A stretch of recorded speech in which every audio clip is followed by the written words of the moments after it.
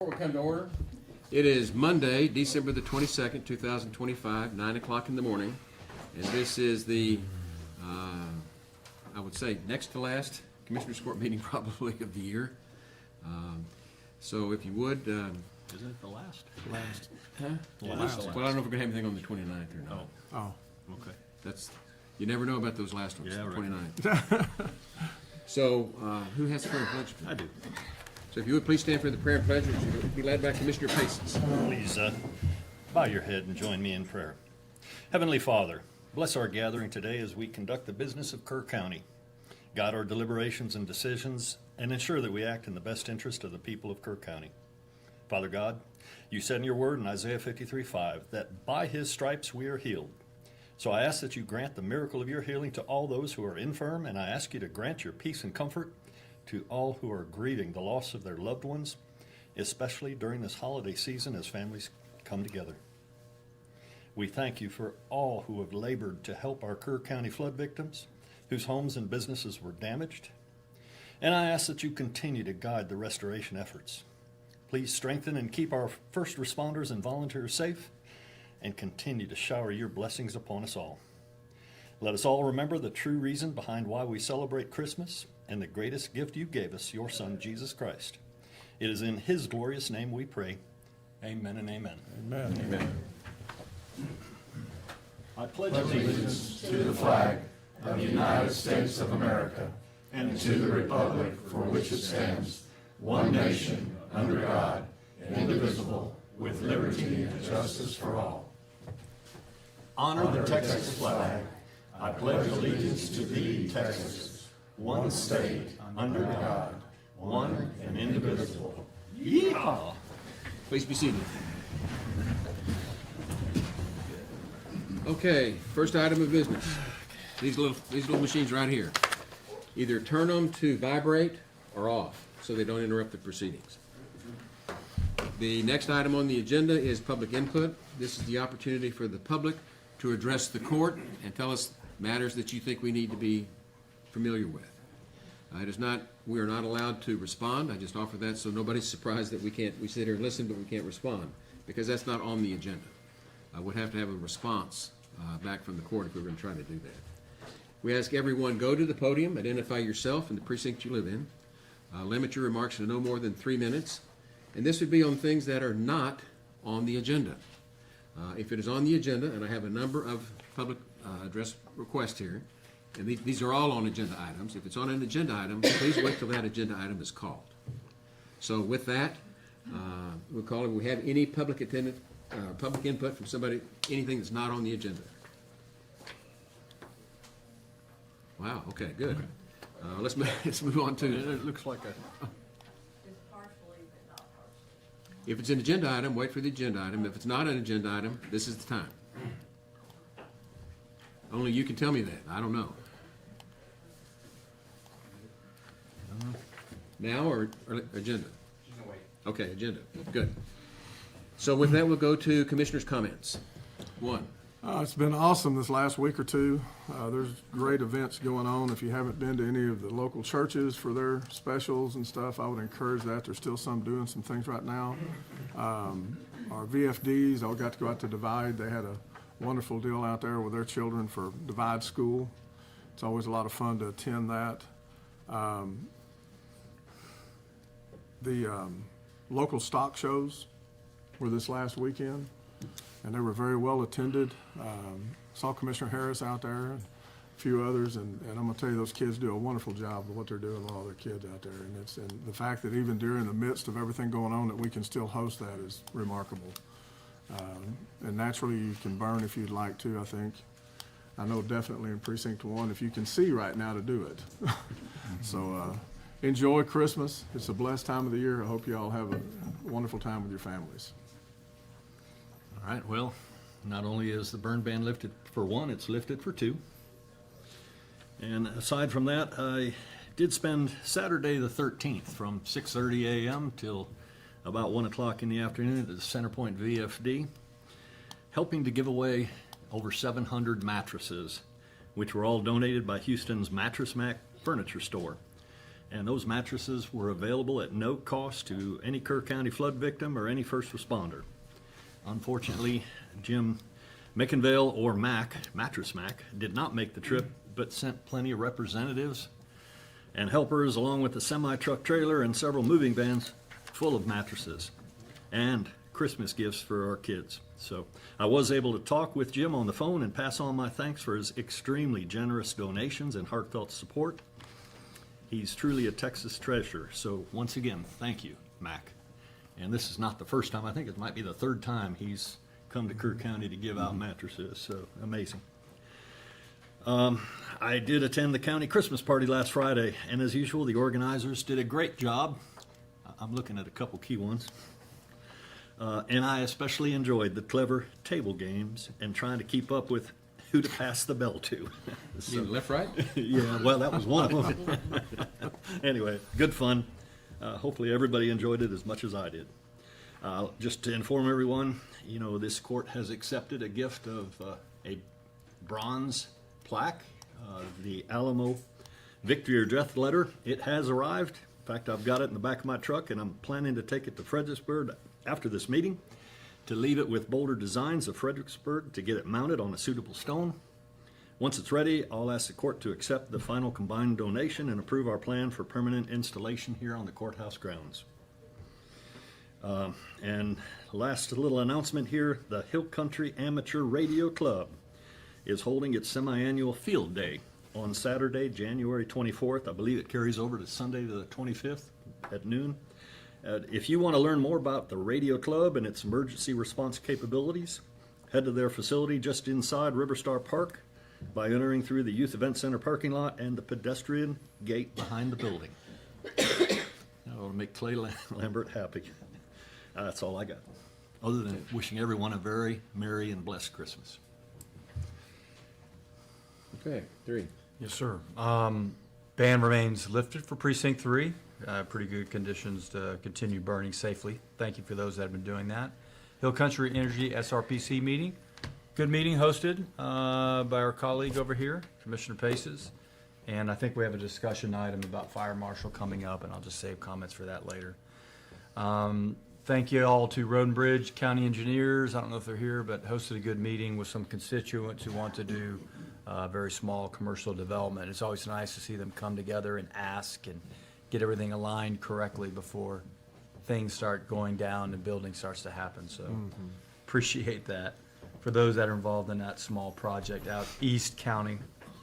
Yeah, Mattress Mac, hats off to Sarah Amar. I wanted to throw her name out. She was kind of the coordinator locally for that and did very well to reach out to all the first responders. There was no sheriff's department, no police department that escaped her calls over the last week or so, or any volunteer fire department. Good job, yes, Echo Christmas party. And then when I heard field day, I thought Clay Lambert, my field day probably means something different than your field day. I don't know if we're cleaning your place or if it's something different, but thank you for the continued programmatics with ham radio stuff. You know, I believe in that.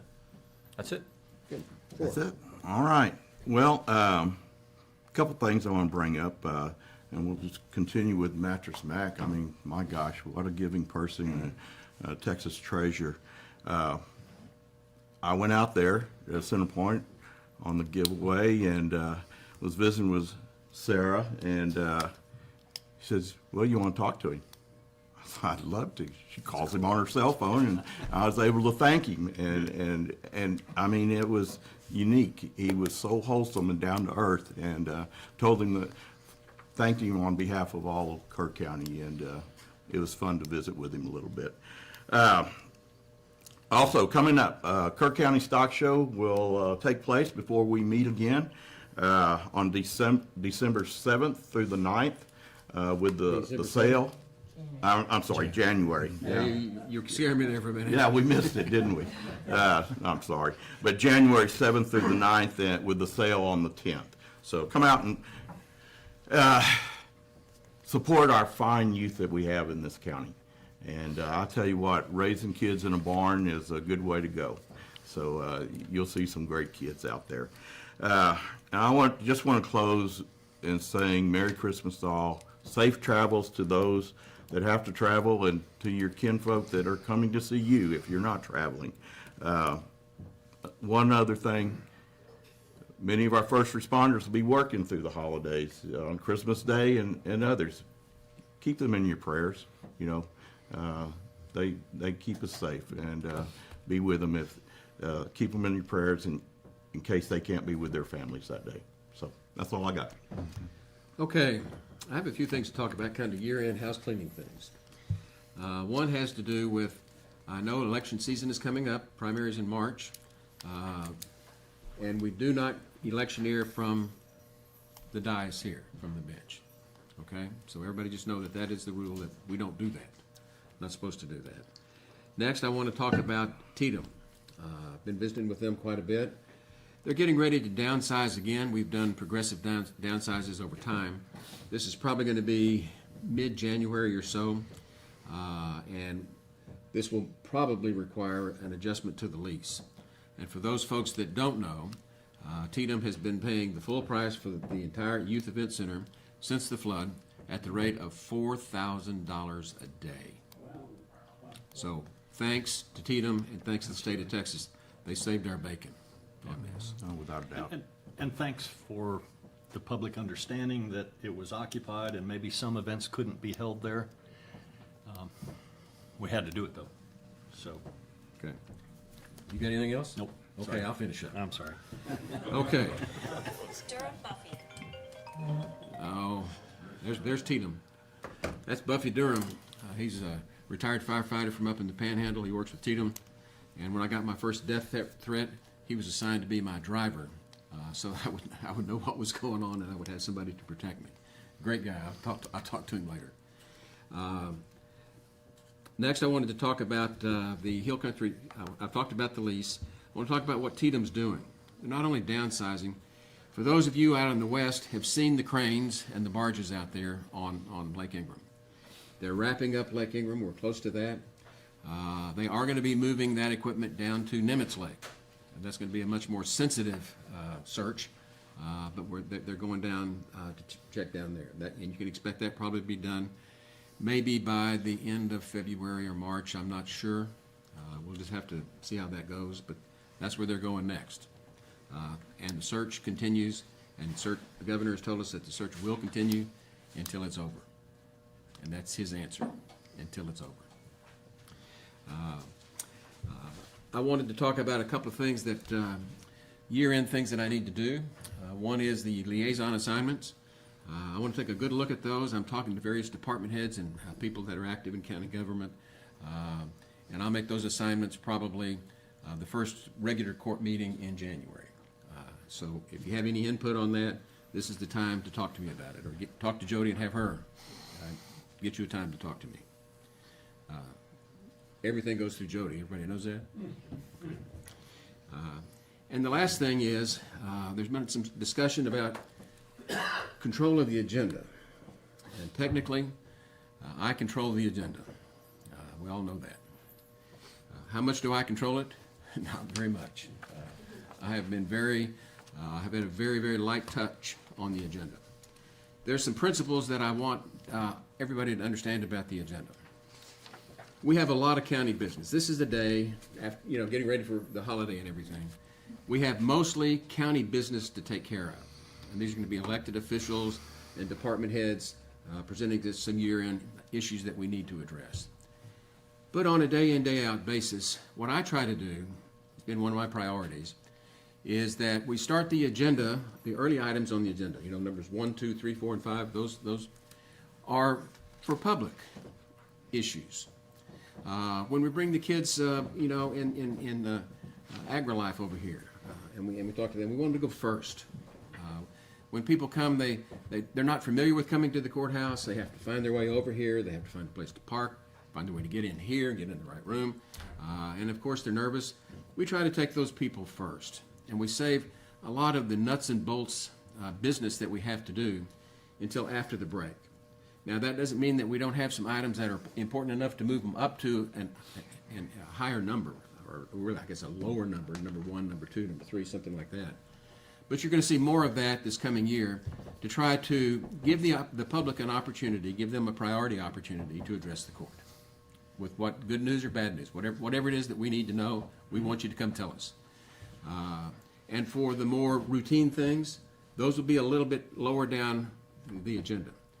Now, in terms of who decides what agenda items go on the agenda,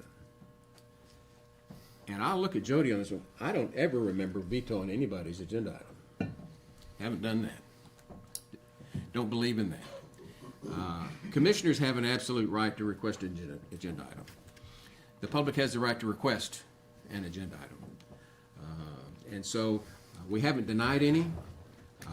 And so I'm telling you where you can expect to find yourself on an agenda, either up at the front, in the middle, or towards the end, depending on what you have to present. So, with that, that's all just routine stuff, housekeeping. I want to say, and my kids hate it when I do this, and I'll explain to you why, but I say Happy Christmas, Merry New Year. And for those of you that are familiar with the night before Christmas, when Santa flies off at the end, you know what he says? Happy Christmas to all, and to all a good night. And so I have to continually remind my children of that. And I'm not saying that, I'm just saying, I like to say that. Because a Merry New Year's makes more sense than a Merry Christmas.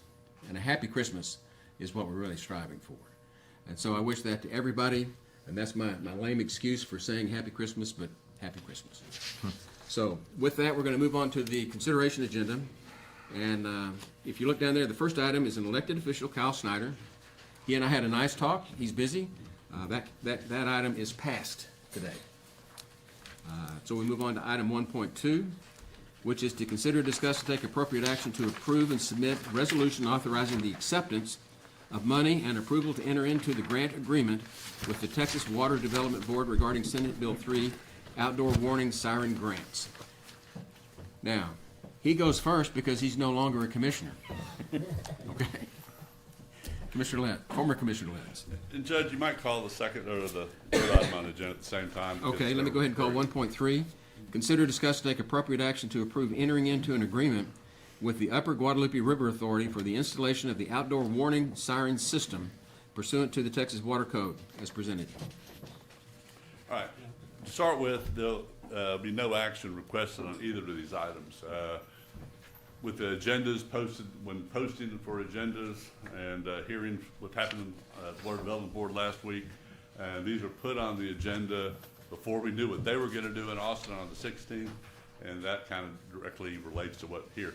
These items will be back on the agenda after some additional work and running through the county attorney's office on the 12th of January. And I think they can wait that long. But I do want to give an update as to kind of what happened, because it's pretty significant. A number of people, including UGRA, probably some of y'all, other members of this community, voiced a lot of objection to how slow the funding was coming out of SB 3, and that precipitated the governor. I don't know this for a fact, but I'm quite sure it's the way it happened. The governor talking to the Water Development Board and saying they need to come up with a system to get funds out quickly.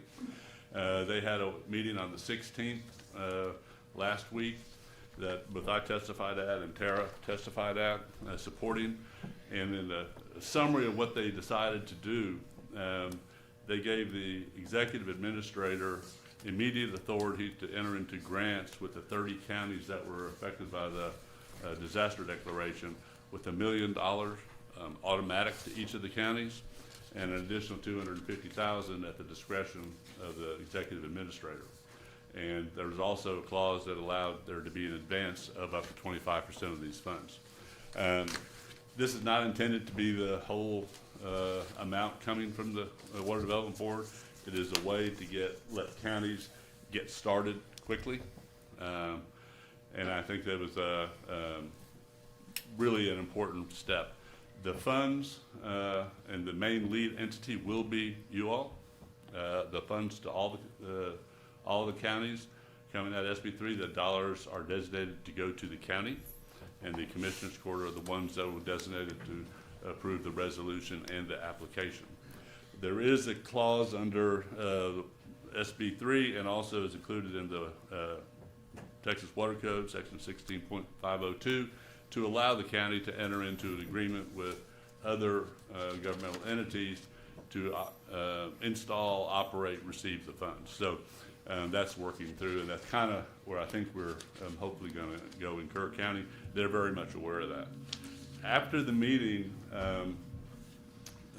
Chairwoman Stepney, Executive Administrator McMath, staff from Senator Flores and staff from Senator Betancourt, Tara and myself, and representatives from Comal County and one from Bear County met together and went over the details a lot. And Tara and I were assured that anything that needs to be done to facilitate this happening and money moving quickly will be done. As an example, Administrator McBath made a comment that they would be ready by mid-January to start receiving applications and funding.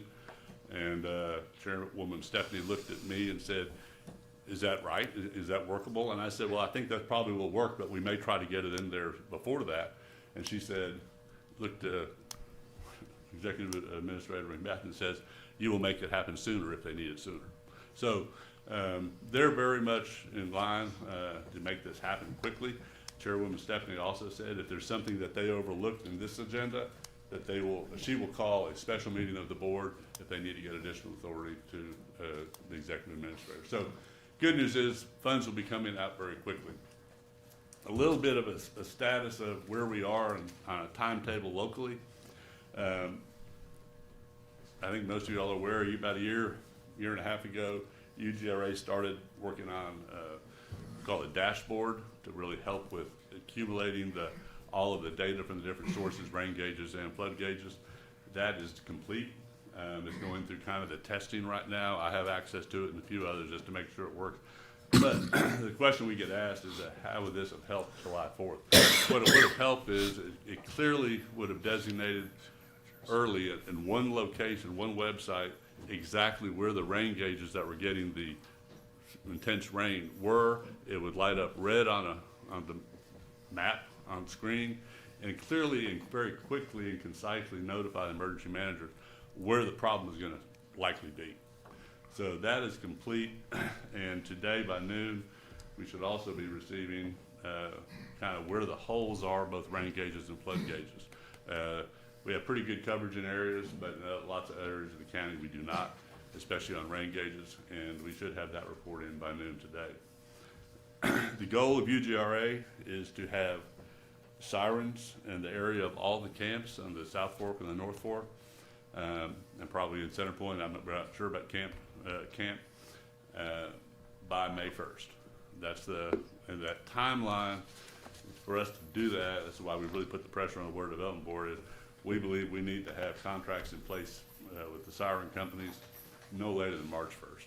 And to do that, we have to have RFPs and RFQs out by early January. So that's kind of the rush. We're prepared to do that. We pretty much have the information.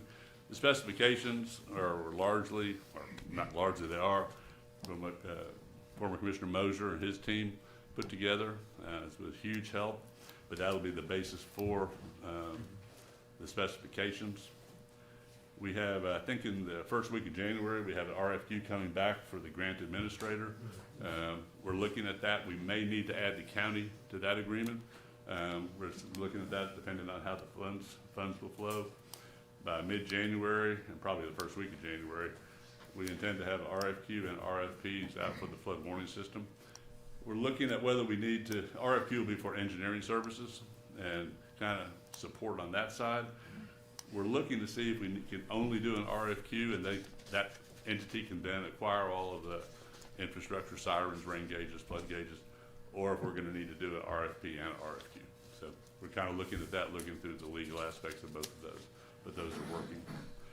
And that's kind of where we are right now. The one thing I would ask is we will be over, I know it's a holiday season, but myself and the rest of the UGRA staff, Tara primarily, is going to need to be visiting with someone. We can't really visit feasibly with all the court, but if you all could kind of designate, obviously the judge is lead, but we just need to be able to know kind of who to talk to. We'll obviously be working with the county attorney. The templates that came in for both the resolution and the application are pretty straightforward, but they'll need to go through that office. But we'll need to work on the details. And if you just kind of designates to who you want us to work with, that would be helpful. I tap out if I talk to another commissioner. Contact me, and Jody and I will figure out who to roll in to get the information you need. Okay, will do. That's all I had. Do y'all have any questions? Well, we've got some people that want to speak about this. Anything else from you? Well, can I ask a question now? or- You can ask a question. Okay. So, Jonathan, my concern is, if we end up issuing an RFP for the total system, it's going to be a lot more than we end up, a lot more than 1 million or 1.25 million, as the case may be. And generally, you don't issue RFPs for when you don't have funds available. So to me, that's a bit of a problem. And just getting sirens is, not really what we want. We want a system that integrates sirens amongst a lot of other equipment. So what's your advice on how this is going to work in terms of the overall system we all understand it's going to be quite a bit more than 1.25 million. Right. And the way we're looking at it, if we go with an RFQ and an RFP is going to happen. Yeah, that's easy. If we have to do a separate RFP, it's going to be kind of on the first phase, it'll be clear it's first phase, somewhat of a menu. It's like, how much are you going to charge if we go from 1 to 10 sirens? How much is the siren going to be if we need, 20 rain gauges? What's the unit cost? So we can adjust it to get what we need by May 1st, really to help the camps. Because the clear guidance, and not even guidance, it's just the way Senate Bill 3 was written, it's for the camps. Yep. So that's where the priority is going to go, for us to get the system in for the camps first. I think probably the community of Ingram and Hunt will go in that priority in our mind. And then we're going to have to, if we go that route, the RFQ portion, we think is going to help write the portion for a lot of the software issues and some of the communication. And that'll be working with emergency managers both at the county level and at the city level. So, Well, a lot of what we talked about in our meetings, Jonathan, was we could do a per unit. right, and the per unit, we have been told, and we're verifying whether this is accurate, that through an I'm not sure how this would work, but they said that some counties through an RFQ process, the engineering firm can handle all of the components through their contract. I'm not quite sure how that works, but so we're looking at trying to run through our legal folks at UGRA as to, can we do it that way? If we can do it that way, that makes it a whole lot simpler. Yeah. But I'm not sure that, it's just I can't wrap my brain around that, to quote how Buster used to phrase things, how that works. My concern is just that we need the backbone. We need the whole system and the communication that, will go out to the sirens. Yeah. And it may, and the predictive worst nature of it. Worst case, it'll be RFQ and an RFP and then another RFP and maybe another RFQ. But our goal is to get really the sirens in place, and the sirens will be automatic. I mean, there will be, communication systems in there. Well, it may not be the ideal. It may not be the LCRA system that's coming down the road. We hope that will be a little more reliable. It may have to rely on cell phones initially, but we're certainly aware of it all and trying to get it all coordinated. I have just comment questions if I can as well, join in. First of all, you're the right guy at the right place at the right time. I'm so glad we have somebody at the state level to integrate and federate this, because without you, and I've spoken about, with Tom, but my concerns, how well are we integrated with the state level, and you're doing that, and it brings me great confidence, so compliment to y'all. Centerpoint, there's 3 of us in the room that were all over Centerpoint, on the day of 4th of July. Finding a place, I'll defer to our commissioner down there for recommendations on that. But my camp's up the hill. It's pretty safe. Old River RV Park. I don't know if that qualifies as a camp. You can't camp there, but that one's at risk, as we saw. Thirdly, non-federated, how do we federate other siren systems into the architecture? Is there any thought about that? Comfort's had an existing one with rain gauges, seems pretty easy. I know that's another county, but yet it's still within our precinct 3 east, we count on that siren. But the others, one that are in development, is that also a part of the programmatics, is to try to federate anything that happens up at another camp, which I heard is already doing sirens, right, on their own? And then what Ingram is supposed to do as well on their own? Is that part of our model? Federate that data? That was a lot of questions in one. That sounded like one, didn't it? I think the technology has advanced substantially on integrating the sirens and the rain gauges and all that. So the answer to that part of it is yes, everything's going to be integrated. And pretty much every, even if we were to have 3 or 4 of the major siren manufacturers, sirens and different rain gauges, they would all work through the same dashboard UGRA has, and that would be able to be expanded to that information to go out to other counties. So that part of the integration, thanks to the technology, can happen. Awesome. But that's the good thing there. We're very much aware of some of the campgrounds and camping sites and RV parks along the river, and they will all get protected at some point. It's just a matter of the first funding. We've got to focus on the camps because that's basically what SB3 told us to do. Okay. So that'll be the initial phase. But we'll be working, and we're also need to work on Charlie's in here. He was in here earlier. Charlie may be out there. We'll be working with Road and Bridge as well down the road just to figure out on road crossings. The system will also be available to either flashing lights or other things at some of the road crossings. We're working with TechStop. Majority of the low water crossings out in the western part of the county are state roads. So we're working at being able to first time integrate TechStop's data into ours. So it's all, but all of it will be able to be integrated, and like flashing lights can go off based on rain gauges as well. So Yes, sir. that portion And will all happen. Councilman Ray Howard's here, and so he can tell you we're working with Ingram too. He signed up, he'll tell us. Good. Oh, you signed up? Was that all your questions? Did I answer that? Yeah, you made me happy talk about flashing lights and low water crossings. I'll continually harp on that subject alone, so, sounds great. Love what you're doing, and my military experience tells me that trying to federate data from different multiple sources and people is very difficult, and, good luck. Thank you for doing it. Yeah, the dashboard that Kister put together is really, it's amazing, because I mean, I've kind of become immersed in it, and I forget what other people don't probably understand or know. But there are 7 or 8 different entities that have rain gauges in Kerr County, which seems weird to me, but that's just the way it works. I mean, you have GBRA, LCRA, Edwards Aquifer Authority, UGRA, the Weather Service. But all of that data is now pulled into that one dashboard. So that's really helpful, and it also shows exactly where we have holes. And we have the biggest holes are in the eastern part of the county, up towards North Creek, Cypress Creek, and over in my area, Lane Valley, and that, and also in Verde Creek. There's a lot of holes in that area. Yes, There's sir. significant holes out in the western part of the county, especially on the South Fork. So all of those are being looked at, and we're working with different entities.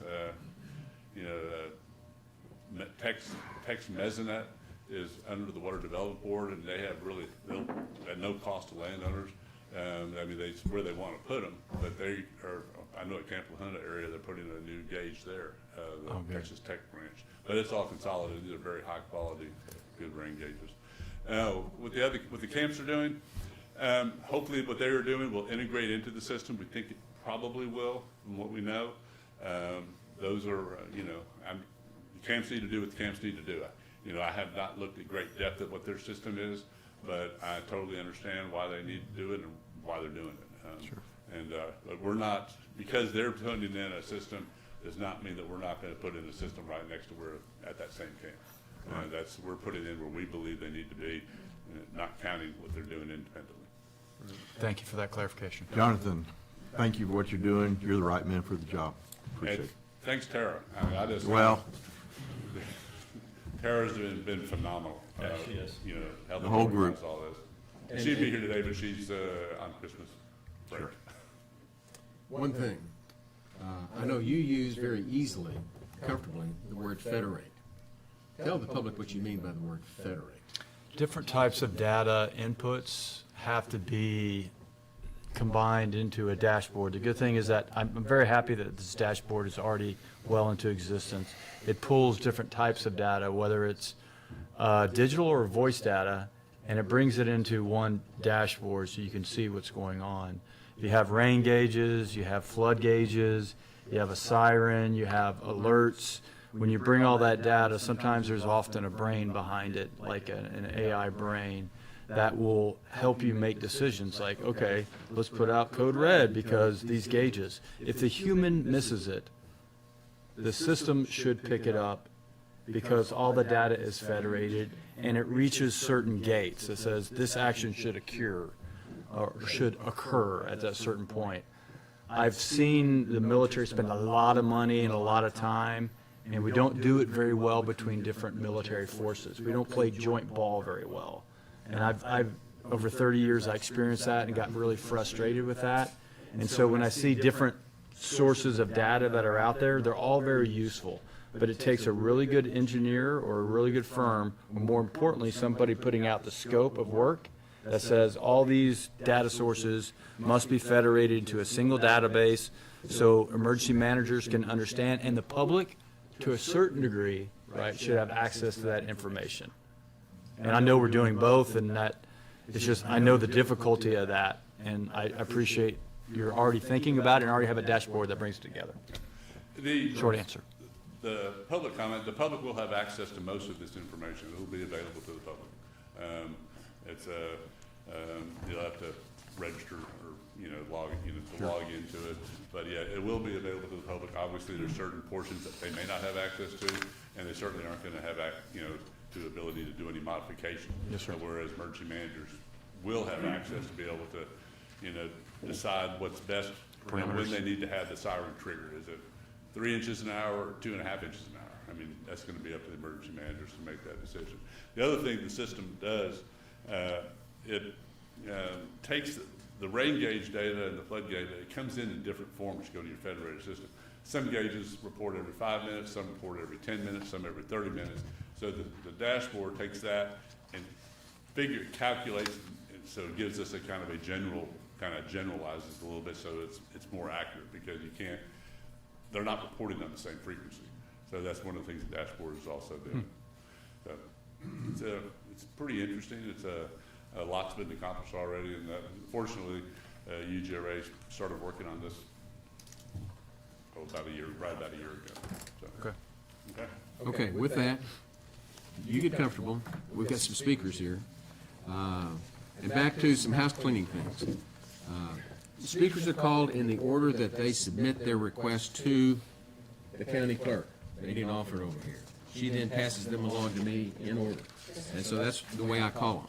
So there's no favoritism there. It's just first one today. And all 4 speakers want to speak about both of these topics, just so you know.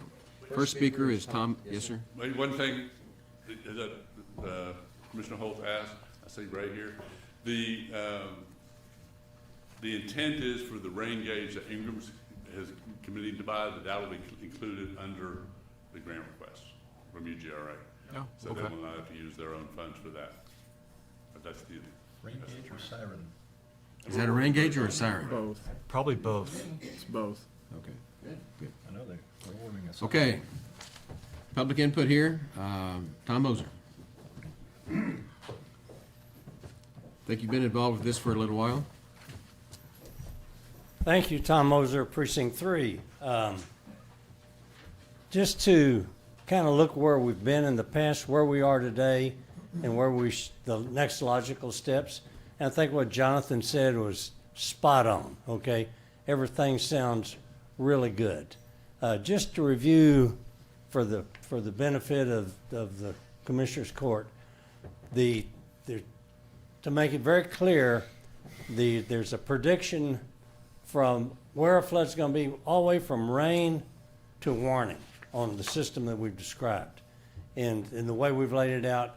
And what we have with this system is about 12 different elements in the total flood warning system, from rain gauges to flood gauges to stream gauges to models, okay, of the entire system, to dashboards, to a command and control center. And you'll see in the upper right-hand corner, there's a couple of things too that are key elements. Those are sirens and those are flashing signs, okay? Those are pieces, okay?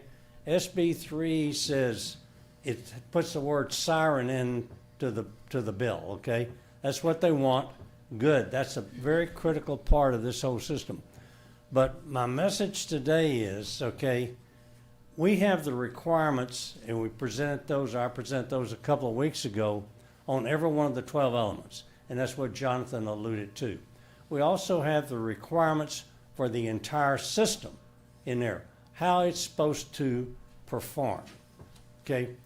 All of these things exist. Everything you see on that diagram, from flood gauges to everything else, to sirens, to flashing signs, all those things exist, but they have to be tailored for Kerr County. The models of the terrain, the hydrological models have to be, that exist, okay, but they don't exist for all the basins in Kerr County. That's the next step is needed. So when we have all these pieces together, how do we communicate from rain gauges to dashboard to command and control to the sirens? That is not defined. That's what the systems engineer needs to do. So I'm here today to advocate very, very early. Yeah, let's go do sirens. That's a key part. They are a necessary part. It's what the Senate bill says that we need, so let's do it. But if it's $1 million or $1.25 million, whatever, if possible, use a significant portion of that funds, okay, for a systems engineering organization to define in detail how these things work. I've heard, everybody talking about this is what it can be, this is what it should be. This defines it. We have documented exactly how the system is supposed to work. But what we need to do is make sure, as Commissioner Holt says, make sure all the pieces work together. Because the other concern is the way the system is laid out. It's highly reliable, okay? All the system is totally checked through the command and control system, okay, to make sure the sirens are ready to go, make sure the flashing signs are ready to go, make sure the systems that any camp or whatever that's part of this system is ready to go. So we know daily, okay, that the entire system is working, okay? So that's key. The other key is don't go off half-cocked, though, without having a good understanding of the system and the reliability. We can't have sirens going off when they shouldn't. Then all of a sudden, the whole effort has been greatly diminished. So by doing it with the system approach, and this is not rocket science to do this systems engineering on it. It's just a matter of rolling up your sleeves and doing a lot of really good engineering. Make sure these pieces all play together and that they meet the requirement of being 99% reliable, okay, based on actual rain data and on water rising data, okay? Make sure that system is 99% reliable to give people adequate warning to get out and do what they need to do and to be safe. So bottom line, I'd like everything that Jonathan says. We've worked, the development team has worked very, very closely with Jonathan and Tara. This has been a great organization, and with Ray Howard from Ingram. So we've got a good system, but don't let the tail wag the dog. Make sure we've got the entire dog defined before we start. Tom, you're just trying to get us to not put the cart before the horse. Say again? You're trying to get us to not put the cart before the horse. That's it, exactly. Pretty So, simple. and it doesn't say that they can't go in parallel. Yeah. Okay. I like it. So just don't let the dog bark too loud before the Right. dog knows what it's supposed Right. to bark about. Okay, so Thank you. that's what I have to say. Thank you. Okay, now these are in order. The next one is Mary Ann Layden. And I've got a P.O. box and a 713 area code for the phone. Let us know what precinct you live in when you go to the podium. Podium, thank you. I think I'm in precinct 3. Okay. I'll find out real quick. I'm in the city of Kerrville. I live within the city limits. Does that help? My name is Mary Ann Layden, and I'm not sure if this applies, it sort of applies to the sirens, but I just want to say I'm thrilled about the sirens, and thank you to Jonathan for all your hard work. And I'm hoping the sirens will be powered by landline technology that will work when the electricity, if and when electricity goes out. I lived in Houston for many years and kept my landline solely for the reason to be able to use and to communicate with people when the power goes out. And that kind of brings me really why I came, which was something I want to present to the city council after Christmas, but is about bills that are being quickly run through the U.S. Congress while we are focused on the holidays, and will be voted on soon after they come back in session.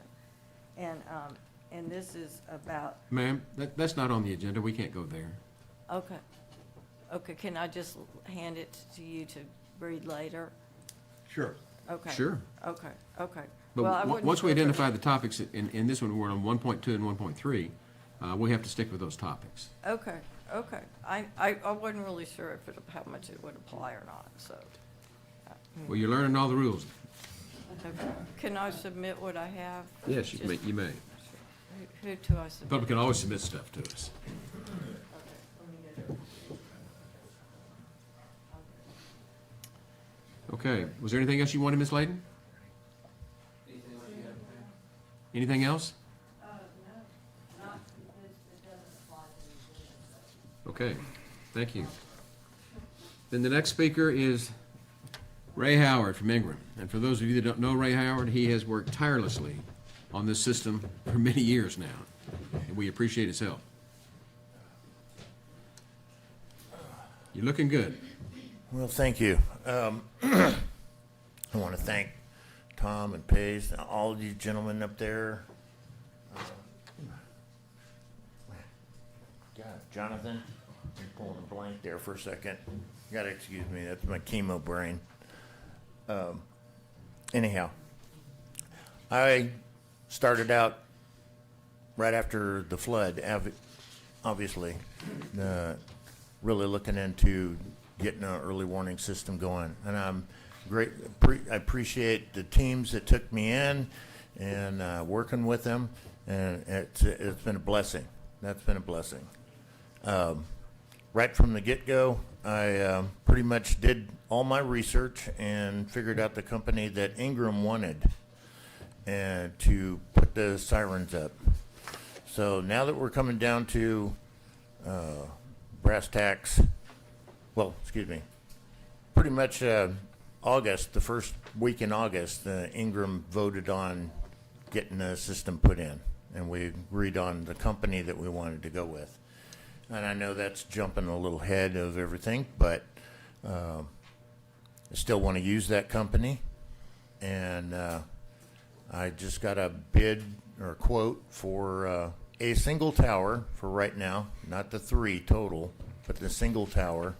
So as soon as the money is available, I would really appreciate that you expedite that cash so we can get that system set up. Now, I know for a fact that as of January 1st, all the prices on all these things are going up. So I have a quote right now before that, and if there would be a way of getting a guarantee that as soon as that money is available, that Ingram can have approximately 70,000, because it's about 68,000 plus change for the system. I would appreciate that we could get that, and if I could get that in writing, I'll cut a PO before January 1st so that we can, because they already have our system sitting and waiting for us. They've had it sitting and waiting for us since August. So that'd be the 3 sirens. And that's all installation and everything. That's what the cost is. For the one is around 68,000 and some change. So if I can get a guarantee that within a 30-day window we could have that cash, then I'll cut a PO like the 30th or the 29th or whatever. To answer a couple of your questions that you were asking, Jonathan, with the system, that language that all these things, the telemetry works with, pretty much speaks the same language. So it makes it pretty easy for them to unify and bring all that equipment together. So it will work on that dashboard real easily. So, but one thing I did look into, and I did a little bit of research, the system that the camp has put in, I don't think is going to communicate with the system that we're going to put in. So that's something that needs to be either looked at, addressed, or it's a shame that they spent that money already. Or duplicated. Yeah. So, and I know we will put systems up the river all the way up that way. So, anyway, Right. Thank you. Ray, you came in early during the flood talking about this, and my biggest concern back then was, would it integrate with everybody else? But it sounds like it will, and that's a good thing. So, Yeah, there's another company, Dr. Torres. He's out of Texas A&M. They work with Kister and on other projects and stuff. And no matter what, and this is where I'm thinking that maybe the system that the camps have put in already, he has a way of making that language work with all systems. So if it's something that's going to not be compatible with the system, Dr. Torres might be able to get that to work with our system. So, but anyhow, yeah, that was, I was in the hospital right after the flood because I got an infection because my immune system's compromised with the cancer, and I did a lot of research sitting in the hospital, so that's why I came up with the company that we were looking at. So, good deal. but thank you. Okay, thank you. And for those of you that don't know, Ray is on the city council in Ingram, and we very much welcome your input. And you can also see that we have a number of chefs in the kitchen on this one. But we're getting there. Yeah. Okay. Yes, sir. One thing I forgot, I do want to mention, both in my conversations with Senator Betancourt's staff and Senator Flores individually and his staff, they're very much aware that they are mandating flood warning systems in numerous counties, and that the maintenance and operation of those systems are going to be very expensive. And they have assured me that that will be addressed by the next legislative session, and they're from somewhere, at least for 10 years, they're going to cover the cost of the maintenance, or so I've been told so far. Of course, you got to go through the legislature, but at least those two are working on it. I think there'll certainly be some funding to help with that. And I'd like to include too, whenever Ray's out talking, he's talking about wanting us to give him an approval for the money. That ties into a 1.3 on the agenda with the agreement that we would have with UGRA. I didn't want it to be misunderstood, waiting for the county to say, hey, we're gonna write y'all a check. But I wanted to clarify that. And, Ray, I think we can get something to you before the end of the year. Okay. Thank you. That's the right group to ask. Right. Okay. I'm happy. Okay. One more speaker on this topic is Clay Lambert. And you're in precinct 1. Pass that to Rich. I think he really. And again, for the record, Clay Lambert, 673 Town Creek Road, Precinct 1. Any project of this sort kind of has two major groups involved in it. One is those that deal with the state, deal with the legislation, find the grants, et cetera. And then the other side of that equation is the people that actually get involved in the engineering and development and scoping of the system. And that's the side I want to speak to today. I can't stress the importance of having upfront engineering done as suggested by Tom Mosier. These systems in the industry are known as SCADA systems, S-C-A-D-A. It stands for Supervisory Control and Data Acquisition. So whether it's a utility controlling a remote substation, turning things on and off with breakers, or whether it's a pipeline being controlled, or a hydrocarbon processing facility remotely, all of these systems are composed of the same components. Sensors in the field, control elements in the field, be it valves, sirens, or whatever, communication methods to get those signals back and forth to a central control point that may be manned or unmanned or automated, whatever the case may be. In this case, there's also an extra element, which would be an algorithm that takes a look at all of this and does some prediction, which would have to be tuned over time to ensure its accuracy. So that's what SCADA systems are all about, and I spent the vast majority of my career in the design, implementation, and project management over SCADA systems. Several of the facilities that I've seen with these systems were very, very much successes, but I've also seen my fair share of failures. And there's some common threads that run through those.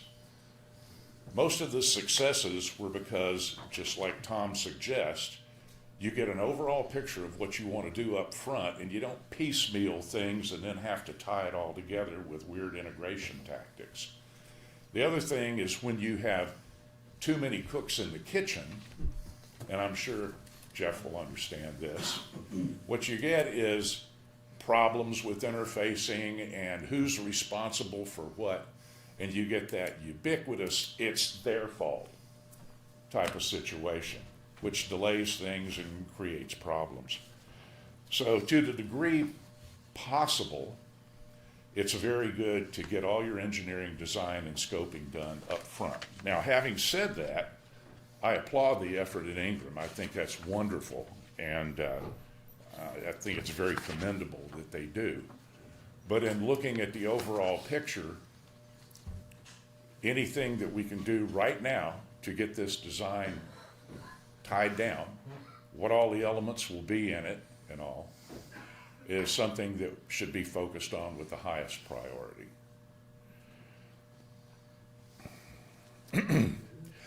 Typically, what will happen in these systems is you'll have an overall contractor responsible for integrating and making sure everything works. And that person will want to have control over the various elements, whether it's installations or whatever. That person, if they're going to be responsible for the ultimate working of the system, needs to not have different entities all over the place saying, well, no, we're responsible for that. No, you can't do this. And so you need to bear that in mind. There's one other thing here that will need to be looked into too, and this is a specialty, is alarming. In the hydrocarbon industry, if you go and you trace back most of the disasters in refineries and gas plants, it was all because of problems with alarms. Not that they didn't alarm, but that people got complacent. And they looked at those and said, well, that pops up all the time. I'm not going to bother to be concerned with it. And one of the things that I would like to see looked into is on the code red. I've been in a position where code red starts going off on my phone, and it's a silver alert, and it's something else, and it's another silver alert. And it goes off the fourth time, and I just press the button on it. Well, that fourth time could have been a flood, could have been something else. Also, all the tones on those, to my knowledge, are the same. You need to have separate tones for high visibility alarms. So there's a lot of components to this that I think all need to be touched on. And when the RFPs come back, qualified individuals that are familiar with this sort of thing need to have a look at it, or you need to hire people that do. So from a project standpoint, of course, I don't know all the details on what has been done so far, but from a project standpoint, it would be good to definitely get some engineering done up front, throw some of the first money into that. Now, with regard to sirens, there's no sophisticated instrumentation there. You turn it on, you turn it off. So interfacing with those is not an issue if they're installed early on. But the overall system integration is something that always needs to be looked into with a system like this. Thank you. Okay, with that, let's take a 5-minute break, and we'll pick up the items after the break. What is this?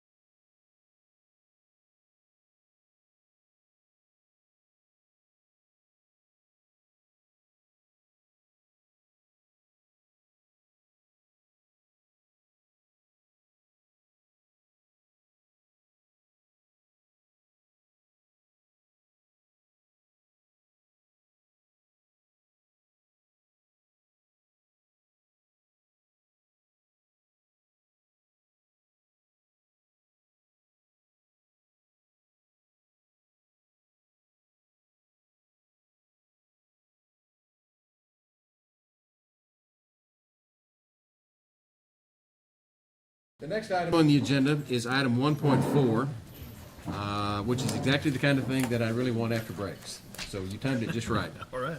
1.4 is to consider, discuss, and update on matters related to the Hill Country Energy Subregional Planning Commission.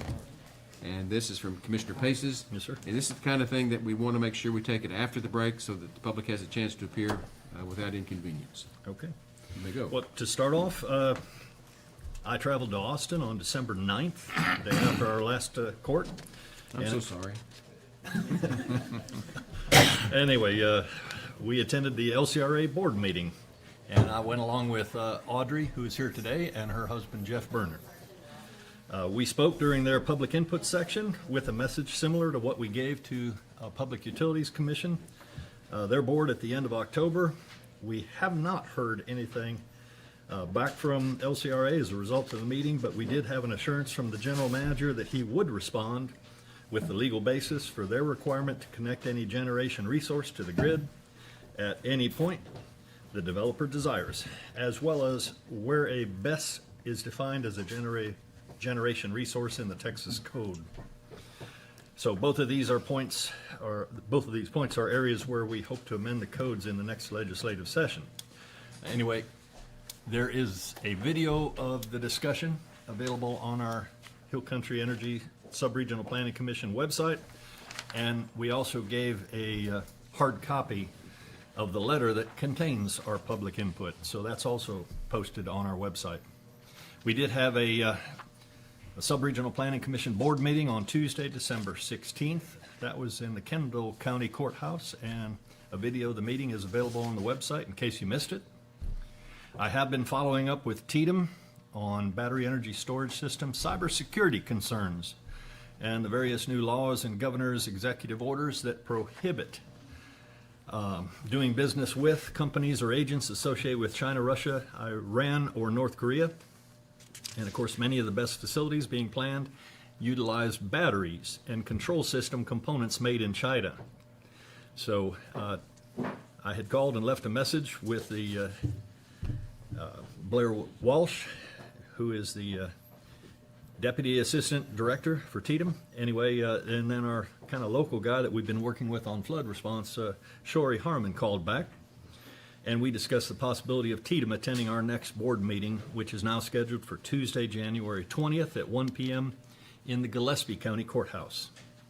And the hope, actually, and some of the discussions that have been had, is that TDM, who appears to be the responsible party for cybersecurity compliance, specifically around battery energy storage, that they will be able to bring Public Utilities Commission, ERCOT, and LCRA all to the same table to hear and address our concerns regarding cybersecurity and the use of China-made batteries and other components.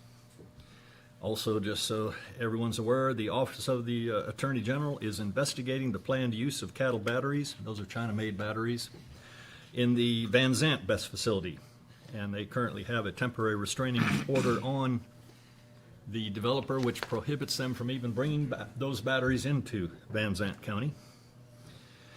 And they're a concern not only because they're made in China, violating Chapter 117 of the Texas Commerce Code, but also because all the China-made batteries have failed the UL 9540A tests. So that's the report. I'll take any questions. Okay. Remember I was explaining about the public before the break and after the break? I already goofed on my own guidelines. We have two timed items at 10 o'clock. Oops. Charlie, come on in. This is my mistake. Flip over to the next page, and you'll see a 10 a.m. timed item, 1.12, and a 10 a.m. item, 1.13. So, I apologize, Charlie. We're back on track. Let's go to 1.12. Consider, discuss, and take appropriate action for the court to award a contract to JCW Construction, LLC, in an amount of $336,776.81 for the 25-2026 July severe weather number 4879DR metal beam guardrail fence replacement project for Herman Sun Bridge, Lane Valley Bridge, and Indian Creek Bridge. Charlie Hastings. Thank you, Judge. Plan specifications have been prepared by the Office of the County Engineer for the replacement of damaged metal beam guard fence, also known as guardrail at various bridge locations crossing the Guadalupe River. It would be Herman Sons Road, Lane Valley Road, Indian Creek Road. And due to damage caused by the severe weather flooding on July 4th, 2025. The bid results are tabulated below. We opened bids on December 8th at 10 a.m. Contractor 1, J3 LLC, $635,725. Contractor 2, JCW Construction LLC, $336,776.81. The county engineer requests that the court award a contract to JCW LLC in an amount of $336,776.81 for the 25-0026 02 July severe weather number 4879 DR metal beam guard fence replacement project for Herman Sons Bridge, Lane Valley Bridge, and Indian Creek Bridge. I move for approval. Second. Got a motion and a second to approve the award of the guardrail bid to JCW as presented. Any discussion? $300,000 is a lot of money to save, Charlie. Yes, sir. Okay. Those in favor, raise your hand. Unanimous. Thank you. Moving on to item 1.13, consider, discuss, and take appropriate action for the court to award a contract to MPB, Inc.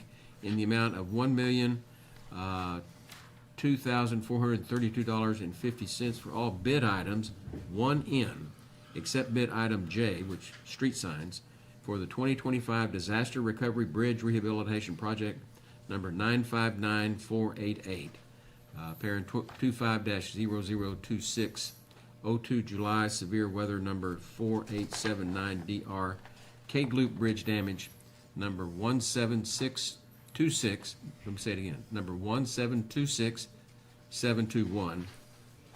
Charlie Hastings. Can you Thank you, repeat that? Judge. I can read it again. The bid opening for this project was November the 24th at 10 a.m. We had 3 contractors submit bids. J3 Company LLC, $2,114,210. Gibson, $1,065,192.88. And MPB Inc., $1,012,362.50. The lowest bid amount of $1,012,362.50, as read into the record on November 24, 2025, is with MPB Inc. However, there was an error in the contractor's calculation of line item H, the guard fence, where the total amount was listed as $23,375, but should be $21,845. And that is because there was 257 linear feet of guard fence at $85 a linear foot. That equates to $21,845. Therefore, the lowest bid amount is actually $1,010,832.50 with MPB Inc. The contractor was notified of this error and has acknowledged it. This contract has provisions for awarding any combination of bid items. Therefore, it is recommended to award all bid items 1 through N minus bid item J, $8,400 for street signs.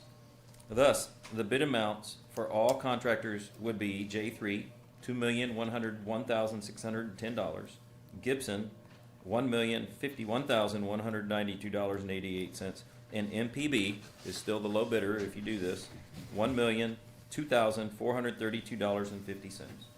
Bid item J, street signs, is recommended to be removed from the contract for 2 reasons. TxDOT is in the process of replacing one of the signs, the stop sign, at Highway 27 and Cade Loop Bridge. That was one of the 7 signs.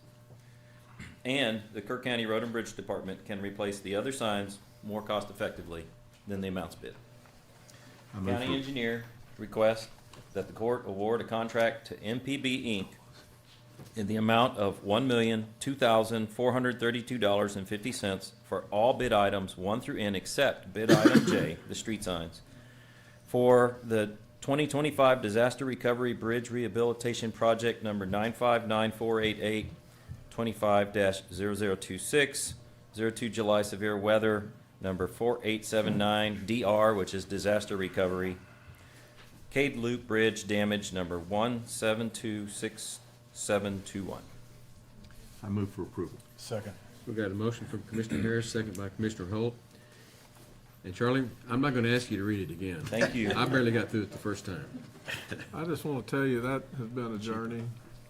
Boy, Hey, has Luke, K-Lube, it has been a journey, and thank you for all of y'all over here on the back row over here, and Jody and everybody else with the meetings and that we've been having to deal with, and Tatum has really risen up to the occasion for us on this. yes, it is. We had a meeting last week because FEMA had only, if y'all recall, awarded us $750,000 towards this bridge.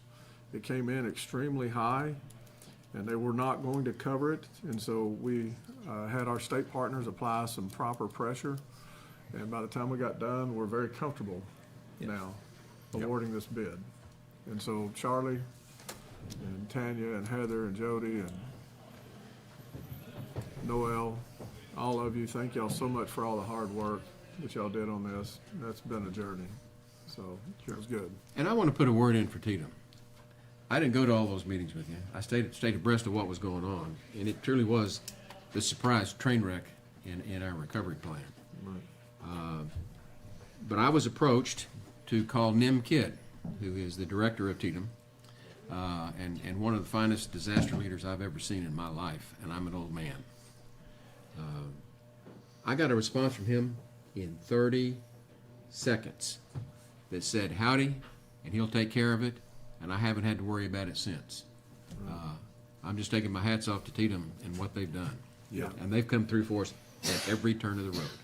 Yes, they have. you know, beginning of all this, all the meetings and stuff, you've heard the horror stories of FEMA and everything, the state, and, you know, you got your fingers crossed behind your back, hoping they're gonna live up to what they say and stuff. They haven't disappointed yet, and, you know, hats off to them. They have really come to Kerr County's aid. We started this project, this one project was $6 million, Right. Correct. and that's where we've got them to now. Yep. And it's been incredible. A lot of people had a hand in this. Just goes to show what teamwork can accomplish. Yes. Charlie, question for you. Yes, sir. Do the bids describe in fair detail how they're gonna do the repairs? I mean, I guess I'm kind of looking at a difference between 2.1 million and 1 million, basically. You know, is there a significant difference in how J3 was gonna repair the bridge as opposed to the other two? They weren't the low bidder, so I didn't ask. Okay.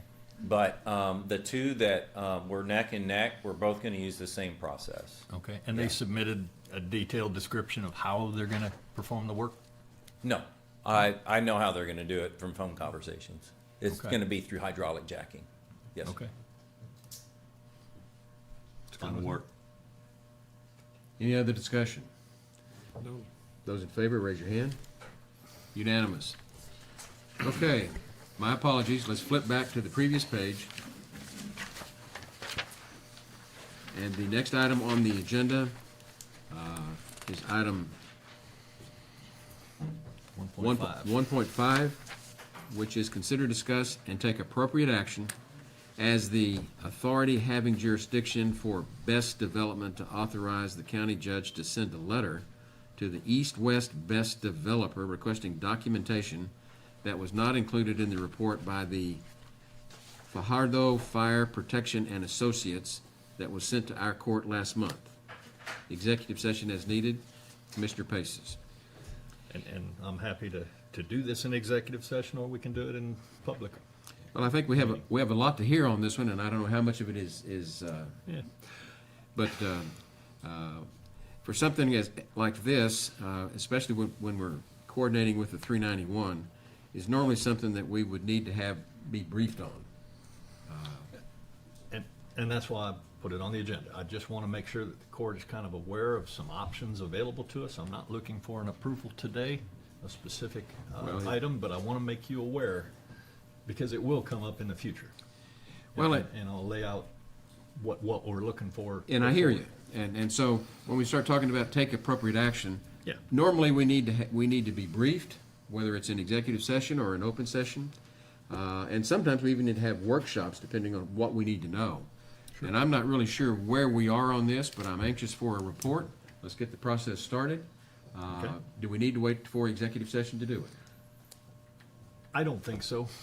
But Are you just giving a report? Yeah. I'm looking to my attorney. I think that the brief should be in public. Okay. If you need legal advice following that, we can do that today, or we can Yep. do it at another time. Okay.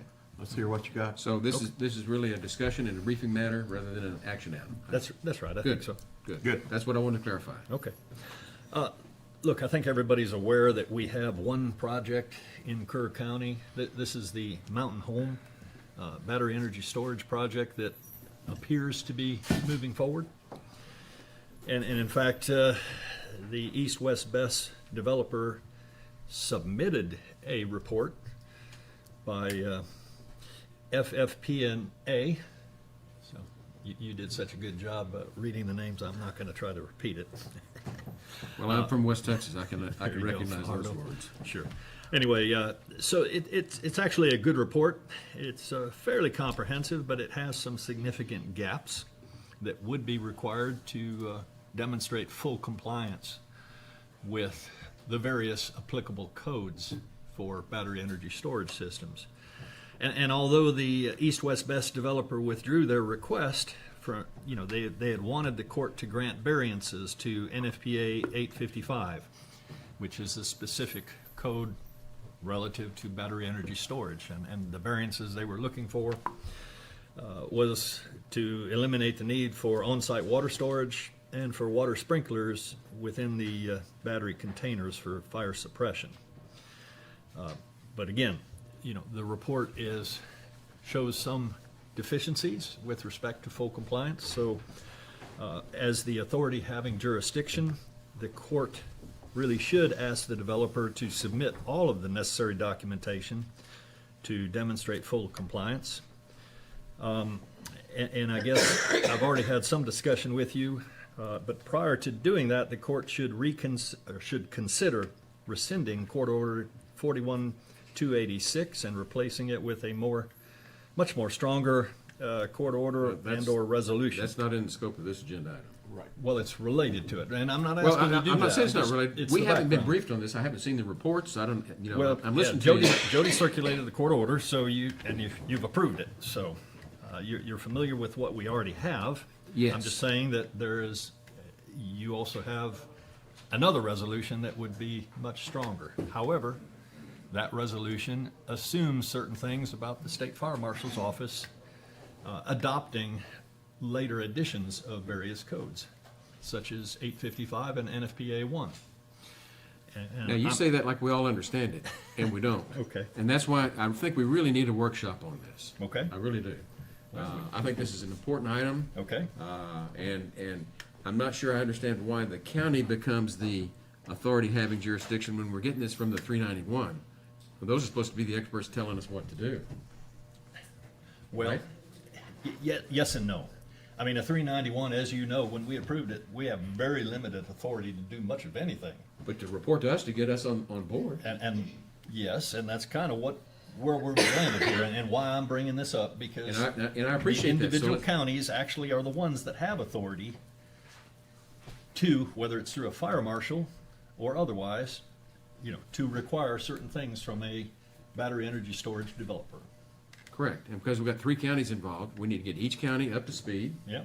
Then the counties need to compare notes and decide what their recommendation is going to be to And the other the counties 391. are way ahead of us. Gillespie has a fire marshal, and they've recently joined a suit against the Harper developer to, again, ensure full compliance with the applicable codes. That one goes a step beyond because it's also in a floodplain, and they've raised issues regarding the floodplain. Well and good, but don't we need to get that information presented to us so that we can know what they've done, know why they've done it, and be ready to come up with our own recommendations because we're one of the 3? We can do that. Again, I wasn't That's what looking for that's what I'd like to do. today, so we can do that in January. Well, but when you put appropriate action in there, that means that you're looking for action that day, and I don't think we're ready to take action. Well- I think we're ready to learn. All right. I at least wanted to discuss it and make you aware of where we're headed. And thank you. So that was the main objective. We Right. could have probably taken out the appropriate action clause, but that's kind of standard language we tend to throw in every one of these just in case. Well, I'm inclined to make a motion that we get a scheduled workshop, because this is important and something we need to get on right away. Yeah, we need to catch up with where you guys are at. Yeah. You are both on the 391. I recommend the next 391 meeting that we have, do it as a workshop for this. Yeah, because you're indicating other counties are ahead of us, but we've got both of y'all That's on 'cause there. they have a and farm- you're there ahead Well, because exactly. Catch us up. Because they y'all are have a fire assuming marshal. we know what you Yeah. know. And I'm even questioning things like, that was sent to our court last month. I haven't seen that report. Me either. I have no idea. You're saying on here that we've Thought it was got a report from circulated to them. everybody. I thought What? it was in the agenda item. If it got circulated, Well, it didn't get but discussed. they pulled the agenda Well, they item, pulled it, so it's yeah. no longer been given to the court. Right, but it was in the whole packet when you looked at the. Yeah. Right, and I don't Wait, disagree. wait. We're not going into chaos here. Right. Go to the podium. Sorry. I thought all of that information was listed as Audrey Berner, Precinct 1. I thought all of that I'm sorry, go ahead, Judge. But it was withdrawn. We haven't seen it. So it was So- not technically given to the court. Oh, so even though it's given to y'all and we have it all in front of us, because they withdrew it, you couldn't look at it? Oh, I apologize, I didn't know that. But even at that, Well, Audrey, I guess we could have looked at it, but even at it that. was not brought to my attention what to look at. What I'm saying we're behind on as a court Yes, sir. is because he's saying about it basically needing things done and to change some of our rules based off of that report. Well, who's reviewed that report that tells us we need to make these changes? Oh, I see what you're saying. So the court's blind right now on all this. We don't just have want a you to clue. brief us. Yes, sir. I would love to have a workshop. And may I answer one question? I believe, Judge, the authority having jurisdiction is the county because we do not have a fire marshal. Otherwise, I believe the authority having jurisdiction would be the county fire marshal, if I'm not mistaken. Correct. Well, and you know our budget problems, right? Yes, sir. Okay. I- We're trying to work around that. Yes, sir. We gotta find the money. That's the next agenda I also item. know that, well, maybe I should address that on the next item. Thank y'all. Okay, we're still on 1.5, right? Correct. And we're all headed to I've the got same one more place, speaker by the signed way. up, and that's Ms. Ferguson on the next item, right? Right. Okay. So where are we on 1.5? Are we do we have a consensus that we need to have some kind of workshop and briefing to catch up to wherever we need to be on this? That's my stance. Okay. I'm fine with that. Yeah, I want us to We get can on the get- same We page. can get you a lot more information about it. Well, that's what we need. Yeah, Okay. I So- think that'd be good. Do you believe it should be during our regularly scheduled meetings? No. Oh, no. For needs to be a special meeting. SRPC? Oh. Well, that's not till When we January. have everyone together, 20 January? Or you want to go that long? It's in Gillespie? Well, that's the SRPC. I don't necessarily want to do it in conjunction with that because this is a Kirk County issue. I agree. Okay. Let's get our position first, and then, Have a court meeting outside of Kerr County. And another good point, right there. There you go. Well, thank you. That solves that That's the problem. trump card there. There we go. We'll let you schedule it. I mean, for whatever reason.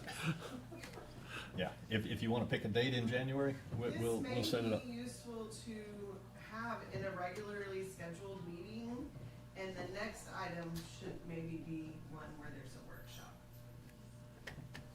Schedule a workshop day. Well, let's do I it wanna with the move- first I wanna item move first. things- I wanna I'm not move up to speed things on forward. 1.5. Yeah, I want to move things forward, and I know you guys have got a lot on that, and I've got some input I'd like to include too, and I think it'll all be helpful, but it does need to be to where everybody's informed. So Okay. I'm But I looking think at we're all Jody, working together on it. find us some dates, and let's see if we can get a workshop, start addressing this issue. Good. And it could be two issues, I'm not sure, but at least we need to get it started. Okay. I mean, Well, we're just Share? maybe the 5 January, hopefully, is it next opportunity. That Monday? That's an off Monday.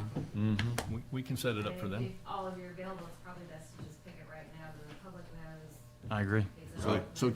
So And you won't be we're agreeing teaching to just be out do of the school. workshop on January the 5th. Yes. Okay, and even though, and so the public understands, we schedule a regular Commissioners Court meeting every Monday in case we need to take action. But the 2nd and the 4th are the official commissioners' hearings. And the other Mondays are what we call the off Mondays. And so we'll do this on Monday, January the 5th. 9 a.m. Got it. 9 a.m. Okay, Good job. good. So, and there will be a lot of reading material associated. I understand it's complex. We'll walk you through it all, but Can y'all Well, I alternate expect it to be, readers? I expect to hear it verbally. that's fine. There's the paperwork that was submitted, I mean, that's a lot, what Commissioner Basis is saying is that's a lot to bite off between now and January 5th, given the holidays.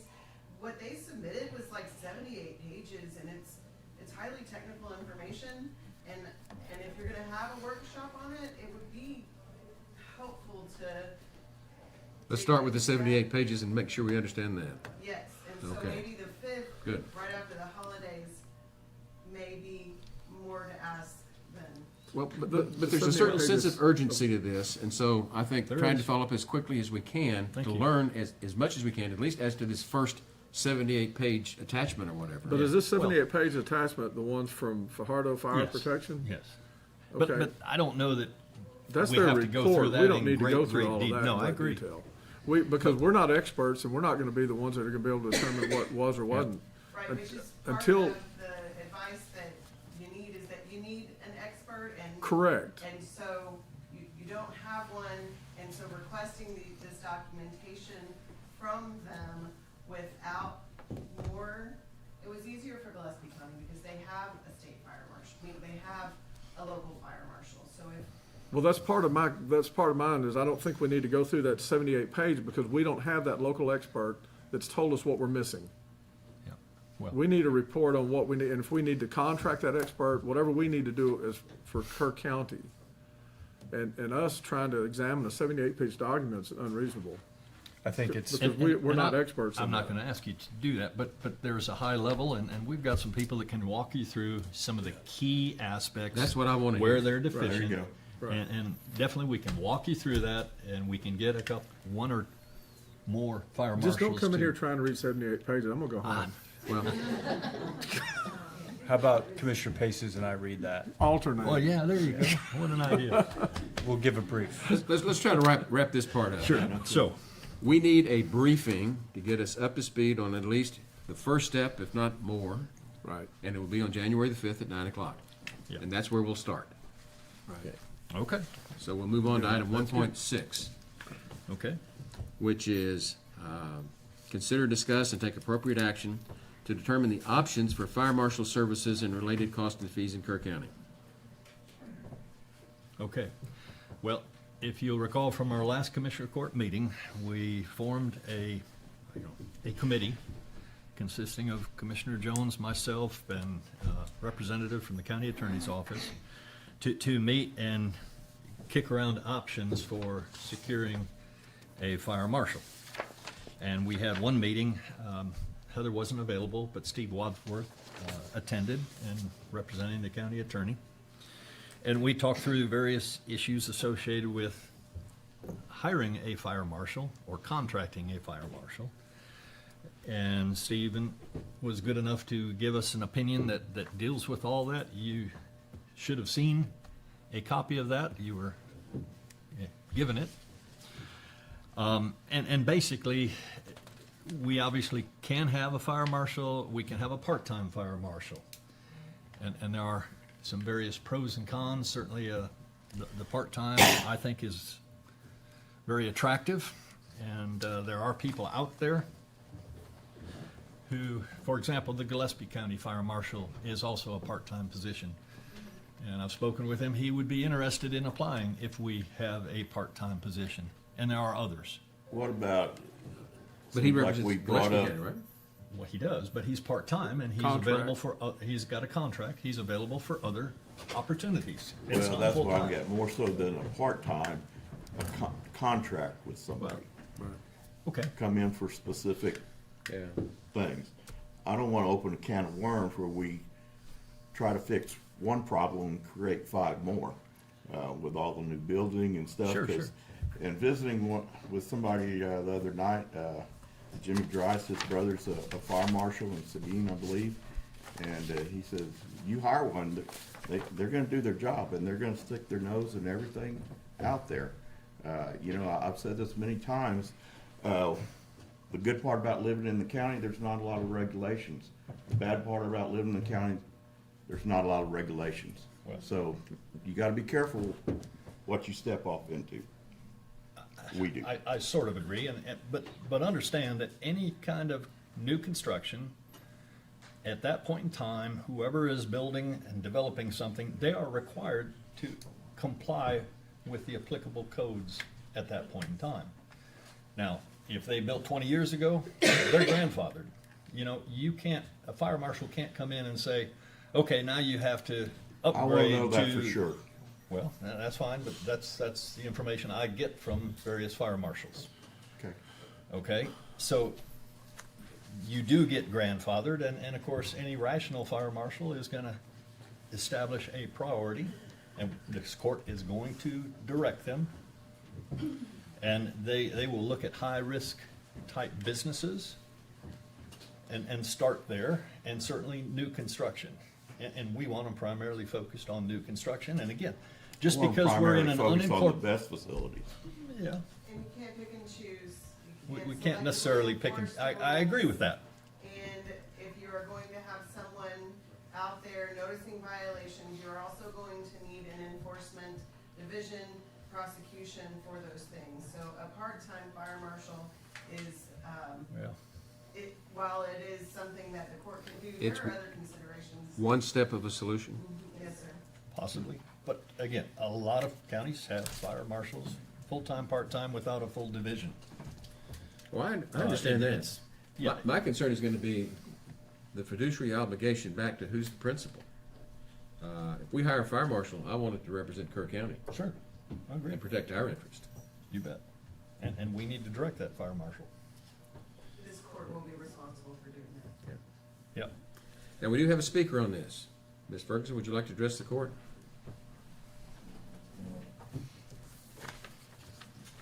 Barbara, excuse me, Barbara Ferguson, Precinct 2. I sent to the court back on December 6th a letter indicating some action that's been taken both by Van Sant County and by Gillespie County. We don't have to reinvent the wheel here. We really don't. This can be simpler than I think perhaps we're trying to make it. The fire marshal, there are some avenues that can be taken. They've already showed ways that you get them paid for by your fees and regulations. And so when an application is made from any industry or building that's coming through in Van Sant County, for example, the way they set the fees were based on the income that is supposed to be generated from that particular industry. So therefore, it would make sense if you have something very large and involved that is being built, it's going to take more to enforce and to check all the regulations and make sure they're meeting all the requirements. So, and that is a defensible position to take, that we can set fees and applications fees based on that. In their case, an application fee set for a best facility was $55,000. That goes a long way toward paying for a part-time fire marshal. Also, if we have a contract fire marshal, I know this was discussed earlier, and perhaps from legal they have a better grasp of that now. When we have a best facility, can we contract out specifically for, okay, we have this very complicated application, we want to have it looked at by either a professional firm to make sure they're meeting the regulations, or a contract fire marshal? Is that picking and choosing too much? You can't, okay. We certainly have the ability and authority to engage other fire code experts to look at the details, because typically a fire marshal is not an engineering expert. And, you know, Right. we talked in the last meeting about a couple that have been recommended. I know Kendall County just approved using Dr. Robert Steele Right. because of his expertise. So when they start looking at some of these developments, that's who's actually going to be reviewing all of the details of that 79-page Right. document. And so it. And the that fees would cover those costs. would cover those costs. And so that's an example of how all this works. To me, to put it real simply, the fire marshal is simply a vehicle to receive the applications. They then get passed on to an expert because this stuff's too complicated. And if we wait until the commissioner's court gets on top of all that detail, it's going to be a long, long while. Not to disparage your gentleman's intellect on those kinds of issues, but I'm just saying that we don't need to go into that detail. There are experts on these fire codes who can very quickly say whether this applies or not. Then the second aspect is, besides the fire marshal, is we need to be moving now. And one of the ways we can do that is to say that we're going to, in this county, we are not going to allow batteries to come into our county that do not meet the criteria that the state has set out, that we are not going to have any Chinese, North Korea, Iran, Russian parts plugging in to our electric grid. That's a real simple yes or no. Do they have Chinese parts? Well, almost every single one of them, what you hear over and over, they're delivered in boxes that are covered with Chinese characters. I think that's a pretty good indication. So a letter can go out stating, I guess you would call that another resolution, that we are not going to have, and that has been done in these other counties. We're not going to allow anything in our county that's going to plug into the grid that's from these, and we're backed up by the state law on that. So there's more than one way to skin this cat, and I think we just need to look at getting the job done. We're spending a lot of time trying to reinvent the wheel when we've got counties out there who are well ahead of us on this. And the three. Then why don't you catch us up to speed? I'm sick and tired of this. Well, We want to know. You're not telling us. You've got the expertise. You've got the 391. Come educate us. Okay, and quit criticizing us. I think the workshop is a good idea, We but need not another one workshop. of you has responded to the letters that I've sent you. Not one. I'm sorry. You haven't presented the information to us to know that that's what we ought to do. All you're saying is that's what you recommend. I want to hear somebody come here and educate us on these topics. And we haven't heard that. Do you not And I'm read- sick and tired of people telling us to do something when you don't even educate us on what ought to be done. Do you understand? I understand I sent you an email and Yes, never ma'am. received any response on it. I'm open We to... waited for the agenda today to talk it out because we can't talk to one another until we're all in one room. Right, but Get you can with the talk to program. me. Huh? You could have responded to me. I I'm don't have the happy to send information to respond to information you that yet. I have, but, Mr. Paces has it as well, and I think the workshop's a very good step to take. Let's I do. start there. Thank you. One thing that the court needs to understand, and the main reason we need to go ahead and move forward on a fire marshal, albeit part-time, is that's what enables us to have a permit and fee schedule. Then why didn't you bring this to us 2 months ago? Why haven't you educated it? I understand Because this is I'm something learning that as can be we go done. too. Well, you're the one on the 391. Come educate us. I'm trying to do that. That's the point of putting this on the agenda, so we can have a discussion and start the process. Let's have a And I'm workshop fine with and do having a exactly workshop. I that. don't think it's gonna be as difficult as it's being made out to be. No. I don't either. Well, and I again, don't. I think it's gonna be a lot But come simpler. explain it and- to us. Right. That's but- right. And get the people in here and, because we all have questions and want answers and we want to get something done. And it could be, see, part of the problem we have is we don't have a receiving agent to review.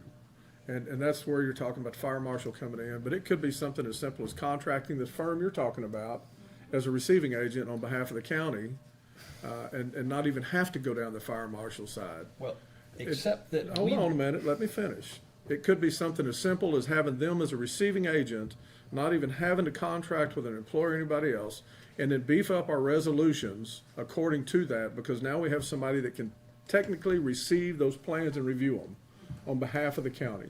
And then you can avoid all that. So we do need a workshop. We need Heather to get deep on this and find out if those are good alternate methods. But I don't think it's gonna be as complicated as what it seems. For me, it's not. I'd say the only value a fire marshal really does bring is code enforcement. Yeah, and it does, but That's an here's the other important thing. point. When you talk about a fire marshal in this county has rejected the idea of a fire marshal forever. And not because they don't want to fight the change. best, because they always want to fight things like that could be really hazardous to this county, because they're scared to death of what it's going to do to the rest of the county businesses that are trying to go in forward. Bingo. That's all they're afraid of. That's the reason they're afraid of a fire marshal. And Because that's if why we I all have of a to have sudden want to public put in meetings. a mom and pop shop out here in the county somewhere, and I'm able to put in a tin building, the lifts, everything else, and have a licensed electrician come in, all these things, they think that's good enough to do that. But when you add a fire marshal to that scenario, you're talking about another couple $100,000 to put that shop in. And that's the reason this county, that's one of the things people like about living in the county. And you're Where gonna I'm coming change that, from. you're gonna change that environment. And so all I'm saying, I'm not saying I'm opposed to anything, I'm saying we better proceed with caution and care before we go forward. That's fine. And if there's another alternative out there that we can use that works for this county, then I think we ought to use it and look at it. And a receiving agent for those plans gives us, it won't give you the fines and fee schedules you're looking at. But I don't think you need them if people are building according to the fire code you're after. Well, maybe, but so far they're not in other counties. And the Well, we key can, about. we can bust up our resolution the way you want. Well, maybe, but the key in the permit and fee schedule, that's what requires them to file a permit. Part of our problem right now, if they don't want any variances, A simple they don't have to resolution tell can us make it- anything. a simple They can go resolution ahead can and do build that. everything. I'm not so sure about that. If we have a resolution that requires them to turn this in to a contracted agent on behalf of the county, they have to do that. Let's have the workshop. Absolutely. Like I say, again, to me, it's the fire marshal that allows us to have the permit and fee schedule where they are required. Well, you're And- right on And then, that. of course, the money that comes in from that goes Yeah. towards your fire marshal and any experts they have to hire. You're correct on that. That solves the budget problem. One of the cornerstones of all this is, we have a 391 commission that has looked into this, investigated, and has expertise, which we respect. And we expect them to come report to us so that that expertise can be shared with us, so that we can represent the public in making these decisions. And so we can't do that unless we're informed. And what we need now is to catch up. Y'all played catch up, we're playing catch up with you. The faster we get it done, the better. Well, like I said, that's what I was trying to get you a little more up to speed, but we'll do a lot more in the workshop. Well, you have, and this has been a great conversation. I like it. It's frustrating. The state fire marshal's office can, upon complaint, inspect facilities during construction. They don't have to wait until it's completed in order to do that. So I just want to clarify that. And I do Yeah. encourage all of you to please have a look at Steve's memo with the questions that were presented and the answers provided. Yeah. But again, the state fire marshal won't review documentation and plans such as were submitted by East West Best. Correct. It has to be under construction at least before they'll come and look. So, Okay. So we got January 5th. looks like it. January, Good job. quite a busy day on the 5th. Good job. And Okay. I failed to mention it earlier, but it's right after the cowboy breakfast that morning. Oh, That means we'll be here right on When I Washington. win, when I win my back-to-back years, well, Yeah. you won't get your award for a year. I know, right? Yeah. You know, I wasn't there last year when Oh, yeah. y'all started before I could get there, so. That's all right. Okay, we ready to move on to 1.7? Yes, sir. Consider, discuss, take appropriate action regarding the county road and bridge department providing labor and equipment to chip seal the driveways and parking areas associated with the Centerpoint Volunteer Fire Department, Station 8-1 located on Kelly Street East, and Station 8.8-2 located on Elm Pass Road. The Centerpoint Volunteer Fire Department will pay for the materials required. Commissioner Paces. Well, and Centerpoint Volunteer Fire Department has Ty Turman, who is the president of the Centerpoint Volunteer Fire Department. I don't know if you got the PowerPoint presentation, I emailed, but I do have a printout, I can hand to each of you here. Yes, sir. I'm looking back to, There you go. Looks like we've got It's it. available. Oh, leave the handouts when you're done, but, yeah, but there's no hurry. Let's go off this. Good morning, everyone. My name is Ty Turman. I'm the president for the Centerpoint Volunteer Fire Department. I'm in Precinct 2.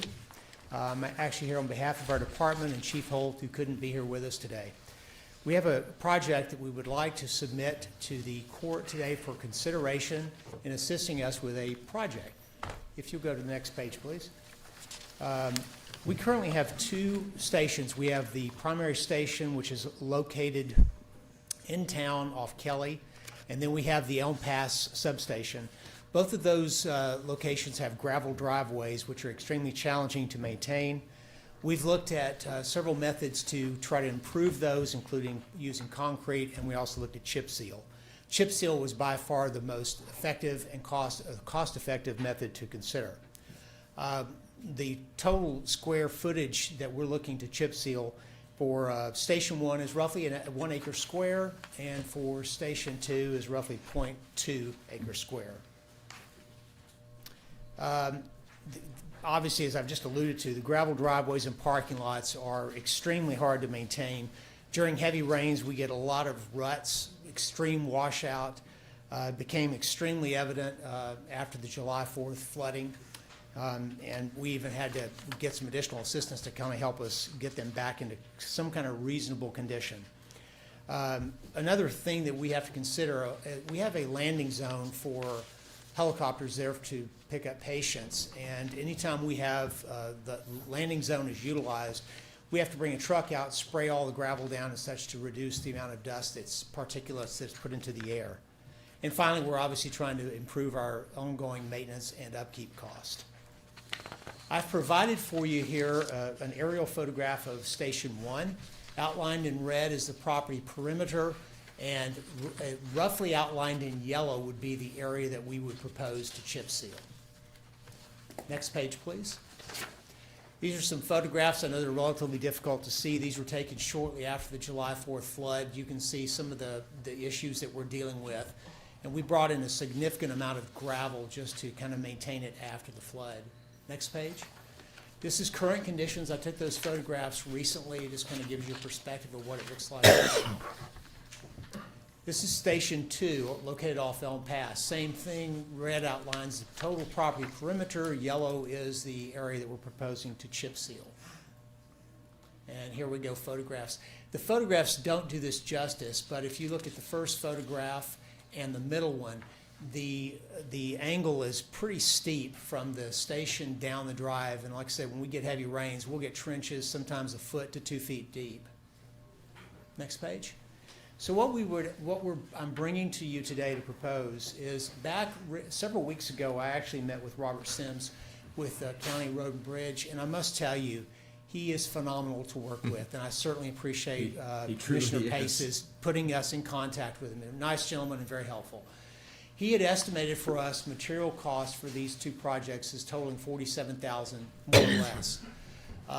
What I'd like to present to you today is for asking the county to provide engineering services, equipment, and labor to complete the project. The fire department would obviously pay for the cost of the materials. And then secondary to that, because we know that the county gets much better pricing than we would be able to get on our own, if the court so approves, we would just request that we could purchase the materials through your vendors. And then finally, kind of project timing on this. We would obviously like to have the project for consideration in 2026. It is my understanding in discussions with Mr. Sims that it sounds like it may be on their schedule to start working on Elm Pass, starting at Sanders, right up to this fire station sometime in February possibly. So my thought was if you all so choose to approve the project, then Station 2 would be probably the first project to look at. And then finally on the next page, just some considerations for you. You all know Centerpoint's a small community. It was very evident after the flood. We kind of became the community center, and we had over 30,000 volunteers who came through there.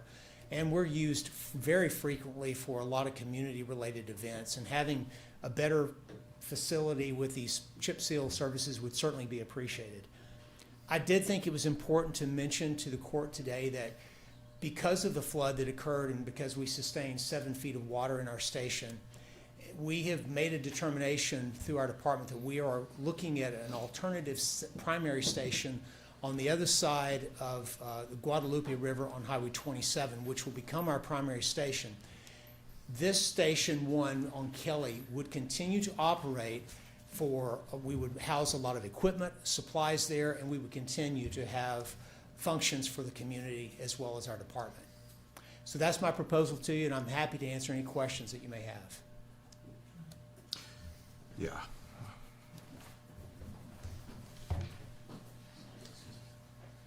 Kelly Hoffer, Road and Bridge. I've given the court kind of the dimensions on this. We're more than happy to do this project. It will kind of need to go around our road projects and things. Because of the flood, we stopped at 27 miles, and normally 50 is our goal. But we do think that we can do this. There is a locate that needs to be done at Elm Pass for their sewer pipe, because we have to do some drainage because of the way that it does slope.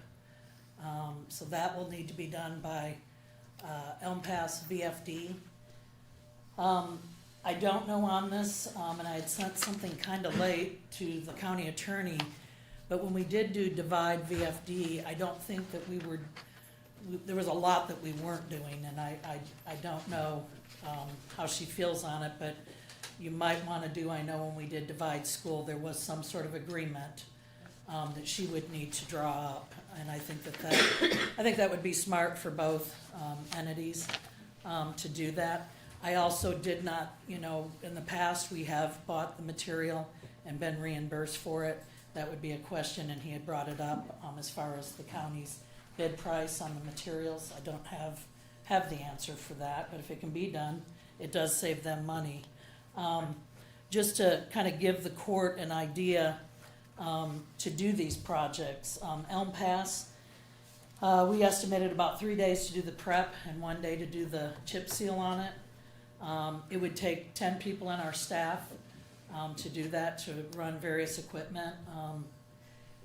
Some of the equipment that would be needed to do both of these projects, we would need a maintainer, a wheel loader, a pneumatic roller, a steel wheel roller, a 4,000-gallon water truck, 4 dump trucks, a street broom, the chip spreader, and the oil distributor. And then Centerpoint VFD that's on Skyline, 4 days prep and about a day and a half to do the seal on it. So it's not terrible, but it will take the majority of our staff for the field to do that. And we currently still are 8 people short in the field. See what else, I've taken a few notes on this. We Well, covered Kelly, I'll that. tell you, I'm in favor of this. I mean, I spent a good bit of time with Charles at the Holt at the mattress giveaway and went through all of it, and it's a need. Yes. It's a need, and that's, I was waiting to hear you, and you covered it, the time it would take for your department to do this. And in the past, when we've done special projects like this, it usually takes out from doing some roads in that particular precinct. Is that how you still view it? That's how we have done it. Yes. Okay. So And it would- we're 23 miles short for the year? Last year, Yeah. and we've set out for 50 Yeah. again, and weather permitting and everything, hopefully we can get back into it, because we were really, really close as far as hitting our roads in a Right. 10-year period. So that kind of changed things for us, Okay. but we're back on track. Yeah, and I agree, it's a really, really good project. I just want the court just to be aware of, Sure. there are impacts on it.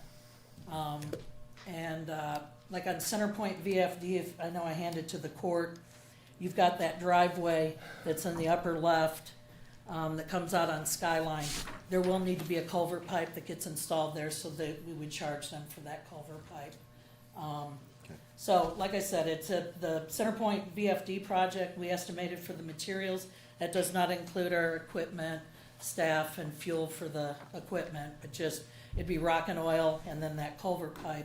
about $40,000 for Centerpoint VFD, and then Elm Pass would be about $7,000 in materials.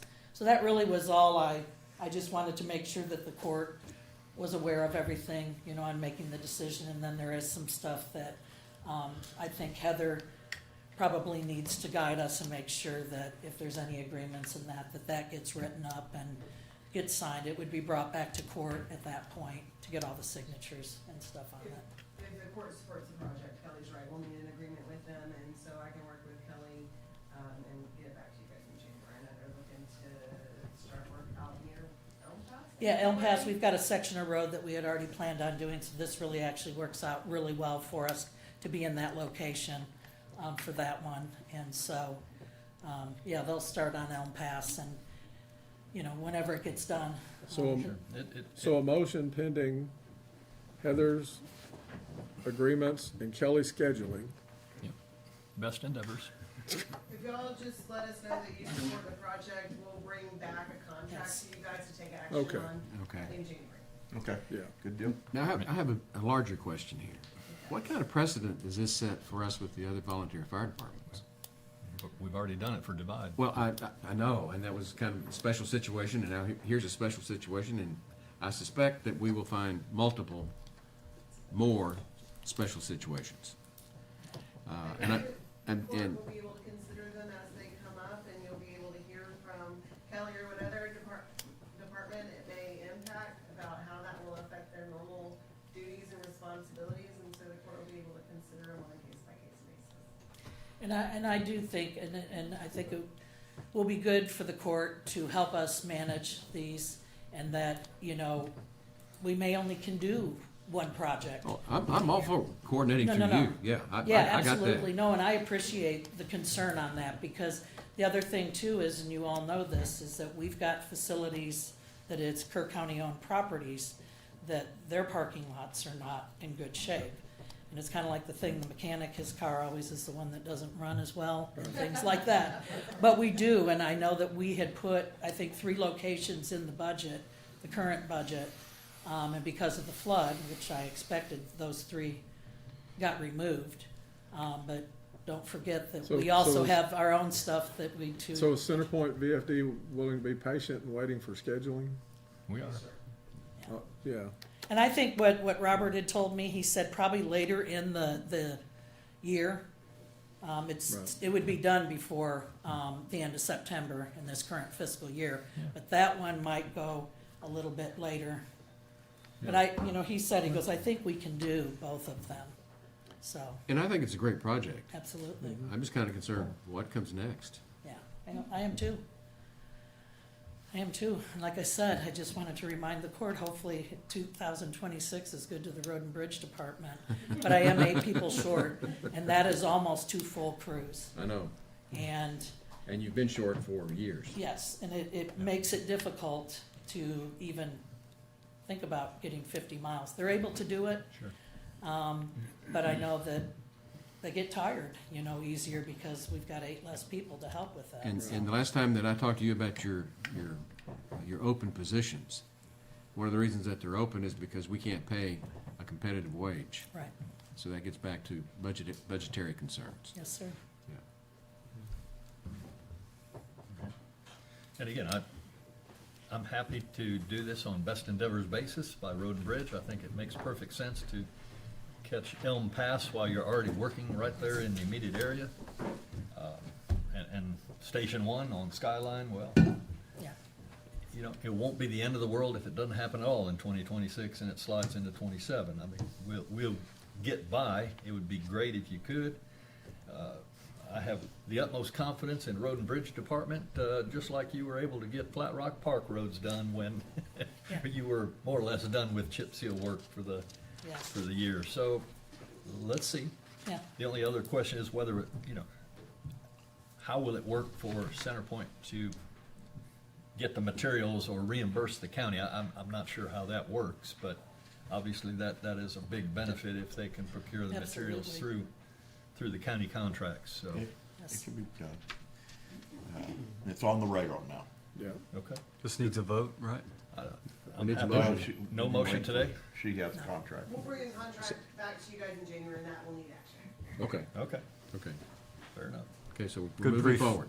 Okay. Yep, Thank you. sounds good, thank you. Okay, thank you. Next item on the agenda is 1.8, and Sheriff, all of these seem to be pretty related. Do you want me to call more than one at once? Yes, sir, we can call for, they're the exact same. Okay, let's go through them. Okay. And this is some of the nicer part of our agenda today, so. I'm gonna call 1.8, 1.9, 1.10, and 1.11. So, bear with me while I read through these, and then we'll start. All right. 1.8, consider, discuss, and take appropriate action to authorize the sale of one surplus firearm to honorably retired law enforcement officer Eric Piper. The specific firearm is the officer's service weapon, Glock 45, serial number CBH 826.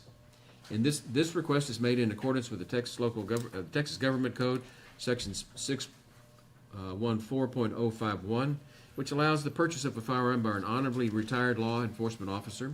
The purchase price will be $100 and does not exceed the fair market value. Moving on to item 1.9. Consider, discuss, and take appropriate action to authorize the disposition of Glock 45 pistol serial number CBHS 826 in the compliance with the Texas Government Code 263.151. Agenda item 1.10. Consider, discuss, and take appropriate action to authorize the sale of one surplus firearm to honorably retired law enforcement officer Santiago Jimmy Vasquez Jr. The specific firearm is the officer's service weapon, a Glock 49 serial number BVXD 977. This request is made in accordance with the Texas Government Code, Section 614.051, which allows for the purchase of a firearm by an honorably retired law enforcement officer. The purchase price will be $100 and does not exceed the fair market value price. And finally, 1.11, consider, discuss, and take appropriate action to authorize the disposition of Glock 45 serial number BVXD 977 in compliance with the Texas Government Code 263.152. Now, these are two guns, one for Piper and one for Vasquez, right? Yes, sir. Okay, you may proceed. Can you read that again, Judge? I can. I'll break it down, this will only take a second. 1.8 and 1.9 is for Sergeant Eric Piper, who's retiring in January. 1.8 is for y'all to approve the sale of the weapon. 1.9 is for me to be able to disposition the weapon to them. 1.10 and 1.11, same thing. 1.10, the sale of the weapon to Jimmy Vasquez. 11 is being able to disposition the weapon to Jimmy Vasquez. So 1.8, 1.9 are together. 1.10 and 1.11 are together. I move Just for look- approval as presented. Second. All items. And I would Can I like do that he do it in accordance with the procedures that outlined in the motions, Yeah. and in accordance with the law, just as he She's did. saying it's gotta be done individually. Yeah, let's, Individually? One? Okay, so we'll do Piper first, Okay. and this is for the sheriff's office to do this, Sell of the weapon. Sell of the weapon. I move for approval of 1.8. okay, and 9. Well, if you want to do them together. 1.8.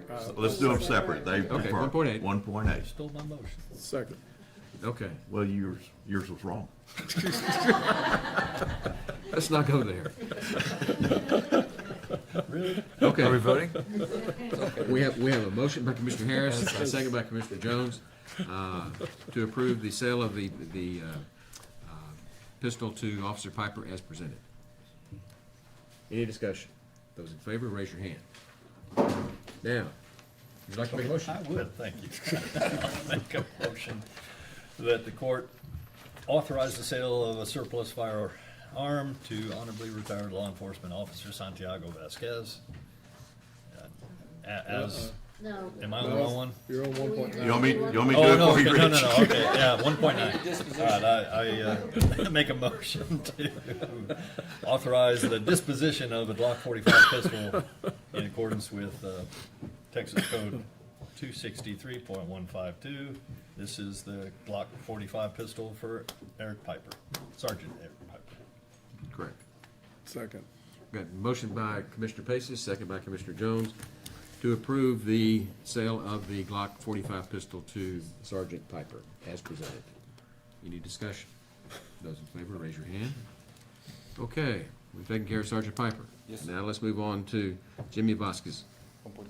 Okay, I'll make a motion here too, that we authorize the sale of a surplus firearm to honorably retired law enforcement officer Santiago Vasquez.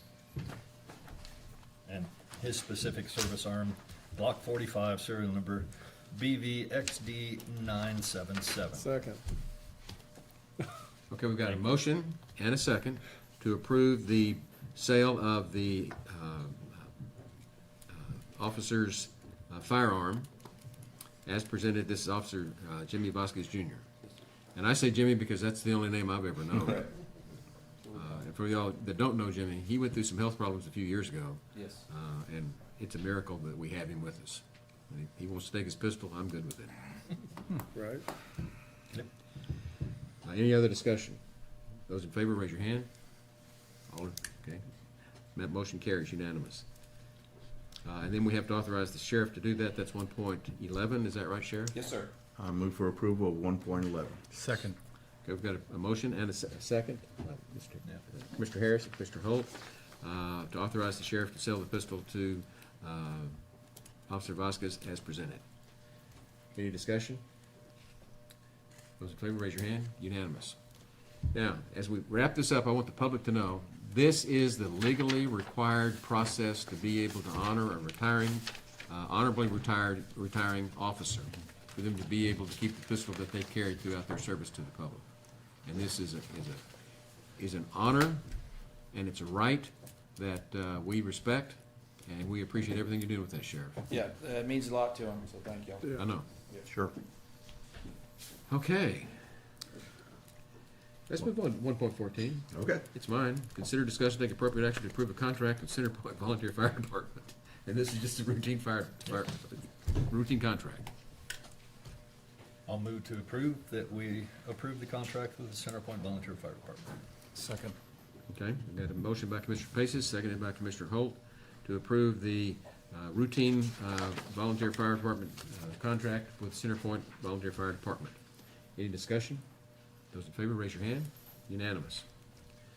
1.15, consider, discuss, take appropriate action to authorize Kerr County to claim Ingram Volunteer Fire Department's Cat B activities during incident period of 7/2/25-7-18-25 severe weather event for project submission to FEMA for federal cost share and donated resources, and operate as a pass-through entity only in order to reimburse Ingram Volunteer Fire Department. Noel Putnam.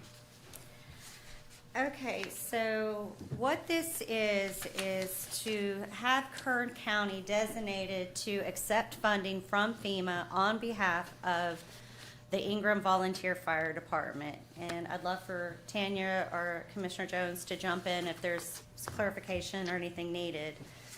But what it says here is, during the incident period of 7/2/25 to 7/18/25, severe weather event occurred in central Texas where the Guadalupe River was at a record flood levels. Ingram VFD did search and rescue, evacuations, body recovery, reunification, cleared debris for emergency access, and searched debris for flood victims. The fire station ran 24 hours a day for 25 days straight and had on average 200 to 300 people a day to assist in the emergency protective measures. Additional search and rescue teams were used to assist the VFD for manpower to locate and evacuate survivors and assist in recovering the Ingram RV Park flood victims. Force account equipment was used by Ingram volunteer firefighters, additional purchase of emergency communications equipment, and personal protective equipment to support the emergency protective measures. So what they're doing is I gave you a little handout of the spreadsheet that I had given all of you. This is, it goes down into your forced account, equipment, the materials, and the other costs associated that they are asking reimbursement for FEMA in the amount of $356,582.37. Because they are considered through the PAPA G, which is actually a FEMA acronym for the Public Assistance Program and Policy Guide, they are a PNP, which is a private nonprofit. They are not able to accept this money as a private nonprofit. In our due diligence, also, they have an ESD, Their ESD, according to the Papa G, is a private nonprofit, so their emergency service district is also unable to accept this money on their behalf. On the spreadsheet, it shows that the service area for all of these costs incurred were at the city of Ingram. I spoke with their code enforcement, and to their knowledge, they do not have any sort of contractual agreement or MOU with the VFD to provide their emergency protective measures, although they do use them, but they don't have a contract, while we do apparently have our MOU that would cover contractual services. So Who are we talking about now? the Ingram Volunteer Fire Department. Yeah, but who's it that they have a contract with? Ingram Volunteer I'm Fire getting Department confused. has a MOU with us. Okay, I know that. What about the ESD? The ESD is not considered a local government, although it is, but according to the Papa G, which is FEMA's program guide, they are a PMP, so they're considered a private nonprofit, so they are not allowed to accept federal funds. And so we're gonna, And so it's gonna be a pass-through. This Yeah. just came to us 2 weeks ago, and we struggled with it. Everybody did, trying to figure out why it would not be handled through them. And bottom line is that most of it's already, well, it's all gone through the process. They're just waiting to fund it, but, is what it is. And they said, we can't have the money go through them. It needs to be a pass-through through the county. It's all ready to go, signed, sealed, and Right. delivered. We just needed to make sure we can legally do what we were gonna do. And I think that's all been satisfied at this point, correct, Tanya? I would prefer that we have a contract with them for this specifically as a pass-through. Okay.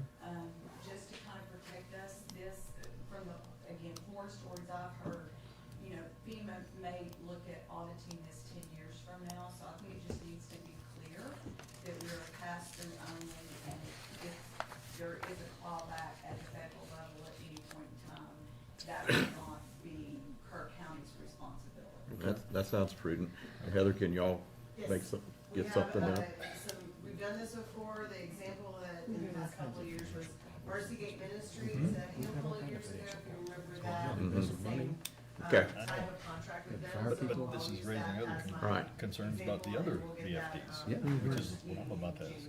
It is. So our Okay. program manager for the county is the same program manager for the volunteer fire department, Ira. She has guaranteed that she's gonna do all of the paperwork. We won't have any responsibility for that to submit to FEMA. I do wanna state though, there's no all of it that they are doing. There will be additional work for our county attorney and our county auditor, no matter what. So it is, while they say it's not gonna affect Kerr County in any way, it will. There will be additional work in order for them to process these. But with an MOU or something of that to protect the I county. didn't write it down. Did she give us a deadline on this? So, I didn't write it down either, but it's my understanding that they have We'll 6 see. months from the date of the incident, which is basically the first week of January. Will be their 6-month deadline, so they need a decision made by the court. I really thought she said she wanted by the end of, or they needed it by the end of the year. That's the reason we pushed it to this court date. Yeah, Correct. that's what I was trying to remember. Take action today on this and, Pending your authorize contract. it, and then you can take action again on the contract. Okay, but this is Later. the first one that's come to the court's attention. So what about the other VFDs Well, that? this is the only one that IRA handles, and so it'll be up to their other representatives for the other. It's fire my departments. understanding that the other VFDs are using their donated resources and donations for their incurred costs. Right. and so the other volunteer fire departments that have been financially responsible in every way that we've asked are not being included in this. And the one that has a history of financial mismanagement and misappropriation is gonna be given these funds. Correct. Well, they're the only ones filing with us. That's for it. right. I understand. That's why I would much prefer work with ESD. I trust them. The ESD is not I understand. legal authority in Yeah. this case. Yeah, we ran that through the whole gamut with the FEMA rep in here, and we just can't get it done through the ESD. And I did do my due diligence because it is all city of the Ingram to see if that would be a responsibility for the city of Ingram. And technically, while the work was done in the city of Ingram, they don't have anybody for their emergency protective measures contractually. So But to answer Commissioner Pace's, I would not be surprised to see other VFDs go down this same road. Well, 6 months Yeah, is the but deadline, we're are they done. gonna hit a time They are, limit where they can't? yeah. That's first of the year, we're here. But Ingram was on top of this and got it done. They did. Okay, now, my question is now, if we pass this pending a contract that you formulate, Heather, can we get it done by their deadline? I think that they are gonna need you guys to pass this order so that they have that, by the first of the year. At least the order. Okay. That makes Yes, sense, I- Noel? I wasn't given a resolution or anything, so I think it's just an order that shows that, yes, we will do it. We can give them that court order, and then on our next agenda, I can put it on there to approve the contract between us and the fire department for the 'Cause I- pass-through. My question, I mean, okay. You mentioned that the other VFDs are relying on public donations to make them whole. Why isn't Ingram? And I mean, what about Mountain Home, who lost a truck on July 4th when they were trying to respond? Are they just on their own based on the goodness Well, of? if they didn't, I recognize they haven't submitted, but maybe they didn't know they could Well, or should. I don't know. what specifically is being asked for here is reimbursement for the use of their equipment, Yep. because they use their own equipment for this. Well, That's all the VFDs were responding, So maybe that not was all, but the 111,000. Materials was over 71,000. That includes radios and other equipment, and then other costs includes dumpster fees and things of that nature. I could not comment as to why Ingram is asking for FEMA reimbursement when the others are not. This is just the only one that's come to our attention to go through court of wanting to have additional funding I from don't think FEMA we can be, yeah, I reimbursement. think all we can act on is what's in front of us. We can't- Exactly. And saying that, I move for approval. Okay, but I Second. that's You fine. seconded? We've got a motion by Commissioner Harris, second by Commissioner Jones to approve the request as presented. Discussion. I'd like to call on the president of the Centerpoint Volunteer Fire Department to, is this something that you were planning to do or have done, could do by the end of the year? I'm happy to speak to what we've done. I mean, I've You need to go to the Yeah, just go podium. back to the podium. That way people can see you. I did ask Chief Bacchus if she would be able to come and answer any questions, but she was unavailable today, unfortunately, so I apologize for that. I've spent the last several months working with FEMA. We have formally filed a claim with FEMA Oh, okay. for any damages above and beyond what our insurance would cover for us. And as that does state up there, there are certain components that FEMA will not reimburse for, that they're referring to. They're like, donated resources is a huge piece of that. But again, we have already filed for a claim, and we're waiting. We should have our answer on where we stand probably within the month. And did your claim with FEMA cover time and, all Well, the there are efforts? definitely things that they will disallow, for Okay. sure, yeah. Right. And I'm not sure, like I said, we hired an outside, because it is such a maze working, no offense to FEMA, but it's such a maze as a government entity, that we hired a consultant who that's all they do, because we want to make sure we followed the process very clearly. Right. So they kind of guided us through it. Okay. But they could have done the same thing. Well, yeah, it sounds like maybe they Because did, even except they're not Ingram, coming even through the Ingram county. filed for their own projects like they did in Centerpoint and got reimbursement on that. So- They were just trying to, Ingram has also, they've applied for assistance in getting their building fixed, because their building had damage as well, but that's not a part of this particular right. pass-through. And I also failed to mention, the cost share of 75-25, They have enough donated hours to cover their 25%. There is going to be some leftover that they're willing to give over to the county, although it seems like, I think we have a surplus of hours. So while that could have benefited us, we don't necessarily need them for our 25% cost share. But there will not be any burden on the county as far as that 25% cost share. Just on position- the resources that the auditor and attorney have to provide. My position is I'm for all of these VFDs to get whatever they can Absolutely. in Agreed. whatever way. Agreed. Absolutely. We're all, With- we're all. I'm just mean- hoping they haven't missed the opportunity because. Well, that's what we have in front of us. Obviously, they didn't. So, man, I'd love for all of them to get whatever. And, so I don't want to handicap one because the others have it. I would agree, but this is a challenging reimbursement that is high dollar and complex, and it should be represented by a member of that department. She should be here right now speaking to us. Absolutely. And I'm really concerned, you know, that you have to carry the message and the request, you know. That doesn't float in my book well at all. The fact that you would be here from Centerpoint, talk about a future project, and it's a professional presentation speaks well of your department.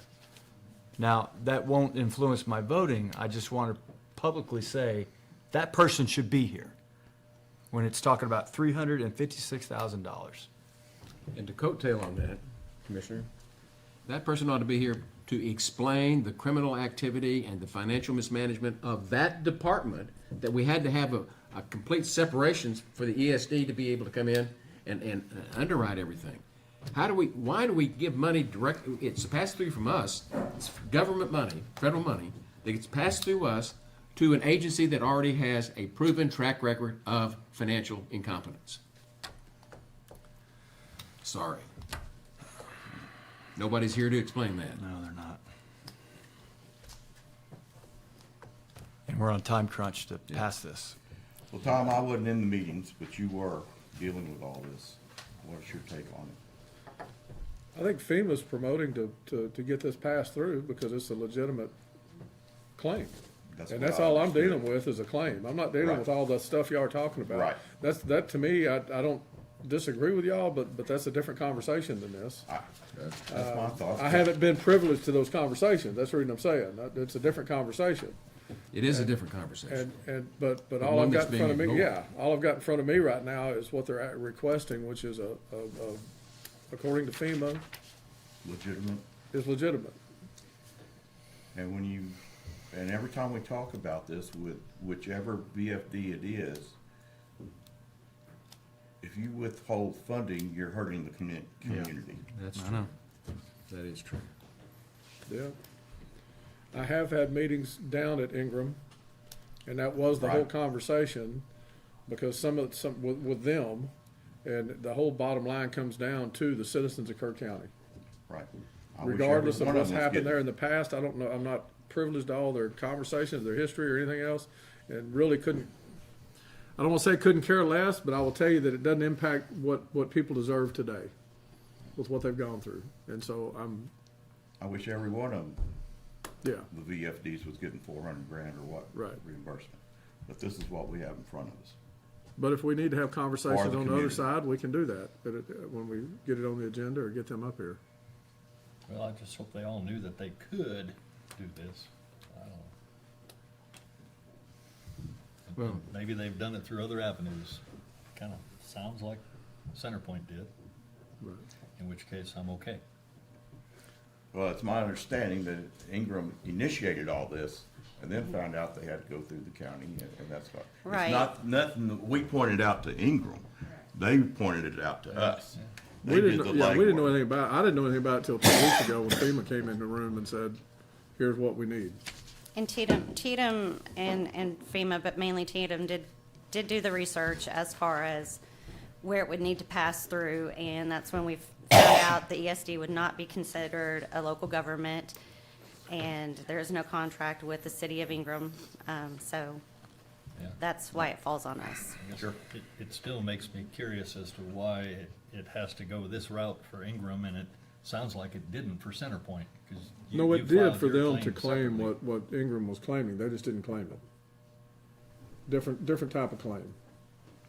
There is no insurance on this type of claim. Yeah, that's the big This is not for a facility or damage to a facility or anything, so maybe that's what the difference is, because their other claim with FEMA is an insurance claim, and so it would be after insurance. This is just for incurred costs and supplies and usage of their personal equipment and debris removal and other things of that nature and recovery. So these are not things that they can claim on their insurance. These are more expenses incurred. Okay. Any further discussion? Then, those in favor, raise your hand. And I will abstain. Do you want to make that so, contingent on a contract to come to court again? Yes. Yes. Yeah, we did. Yeah, and that was, original. And so the vote Yeah. is 4-0-1. Okay. Thank you. Take that with you. Okay, the next item on the agenda is 1.16, consider, discuss, and take appropriate action to accept volunteer hours and in-kind donations for the July 25 flood event. Ms. Holden, our treasurer. Okay, very good. 1.17, consider, discuss, and take appropriate action to ratify and confirm the audits required by Article 59.06 of the Code of Criminal Procedure and the FY 24-25 Chapter 59 Asset Forfeiture Reports for the 198th District Attorney, the 216th District Attorney, and the Kerr County Sheriff. Ms. Shelton. Yes, the auditor's office has performed these audits as required. The audits covered receipts and specific expenditures of all proceeds and property in seized and forfeited accounts. I'm requesting that Commissioners Court ratify and confirm the attached reports. Motion to approve. Okay, got a motion? Second. Motion's by Commissioner Jones, seconded by Commissioner Harris, to approve the audits as presented. Any discussion? Those in favor, raise your hand. Unanimous? Thank you. You're gonna stay up there because we're going on to the approval agenda. 2.1 are budget amendments. There are not any? 2.2, pay bills. Yes, invoices for today's consideration amount to $2,241,446.56. I move for approval. Second. Got a motion by Commissioner Harris, second by Commissioner Holt to pay the bills as presented. Any discussion? Those in favor, raise your hand. Unanimous. 2.3, late bills. There are not any. 2.4, auditor reports. There are not any. Thank you. Moving on to item 2.5, which is accept monthly reports. Yes, sir. November 2025, constables, Constable Paul Gonzalez, Precinct 3, Justice of the Peace, Judge J.R. Horn, Precinct 2, Environmental Health and OSSF, Director Ashley Batters, Auditor's Office, County Auditor Tanya Shelton, Environmental Health and Animal Services, Director Reagan Gibbons, Treasurer's Report, County Treasurer Tracy Sullivan, County Clerk's Office, County Clerk Nadine Alford. I move for approval. Second. We've got a motion by Commissioner Harris and a second by Commissioner Holt to approve the monthly reports as presented. Any discussion? Those in favor, raise your hand. Give me a hand. Okay. Unanimous. He was busy over here. We'll move on to information agenda. 3.1 are status reports from department heads. Do we have any here? Oh, court orders. Oh, court orders. Oh, my job. 2.6 is court orders. I have reviewed court orders 41663 through 41683 and find that they are in order, and I offer a motion to approve them as presented. I'll second. I filed the motion, and you seconded, Mr. Paces. Those in favor, raise your hand. Unanimous. Now we move on to information. Department heads? Okay, 3.2, elected officials. Sheriff? Just real quick, I want to give you all some heads up. You're talking about agenda items. I'm going to be getting with the county attorney's office. You know, we have the election coming up. Just kind of plant a seed for y'all. Want to put an agenda item on. Just kind of, we got a lot of people running for a lot of spots. And, I kind of want to revisit about the signs, the hours, but mainly is the handing out of information. Last year I ended up signing a deputy there, which takes him off the street. I get so many phone calls, but I am not going to let the traffic back up on 27, so I'll probably take some pretty drastic measures on that this year. I get so many calls, and we just keep going. We send a deputy, but I can't let the people be backed up, so I'm going to come to the court to see what kind of options. So just kind of giving you a heads up. We'll do it the first of the year, but I got to do something because we just stay out there the whole time. Do we need to do something about all the handout? That's what I can't maybe control that, but I'm not going to let people stop people when they come in. They got to get off the road. We got to figure something out, and then whatever happens, you stay the 100 feet away. But we just get back, and I get called, so I just station a deputy out there. Commissioner Harris and I have been working on this for years to stop this. So I thought if we can get a hold of it ahead of time, not when it's happening is not the time. But I mean, I'll probably end up keeping a deputy out there, but we got to keep that traffic off 27. That's right. More than likely, it'll probably still be a partial EOC there, so we just got to keep that flow going. Can we, do we need to coordinate something with TxDOT? Cone off the lane or something? They usually put some there. Yeah, I mean, we can do that, but I don't want people stopping until maybe they're on the park. And that's been the problem. They stop them as soon as they get inside those gates. And then it backs up, and then. Larry, can we do something with some cones and funnel people I to think where so. you can't, nobody Right, yeah. can solicit them till they get to Exactly, and well into the parking lot. And that's why I'll visit with Heather. I'll see what kind of options, what we can do. It just want to get them off the road. And then Exactly. Yeah. I appreciate you bringing that to the court. That is a very important consideration. And we got time. Every year we go Right, through every this. time, we're gonna cut it off before it happens this year. But I'll get with the county attorney's office, and I'll get with the agenda item, and then we'll get back with you. Thank you. Any other elected officials? Moving on, 3.3, liaison commissioner reports. This additional to what we've already done. No.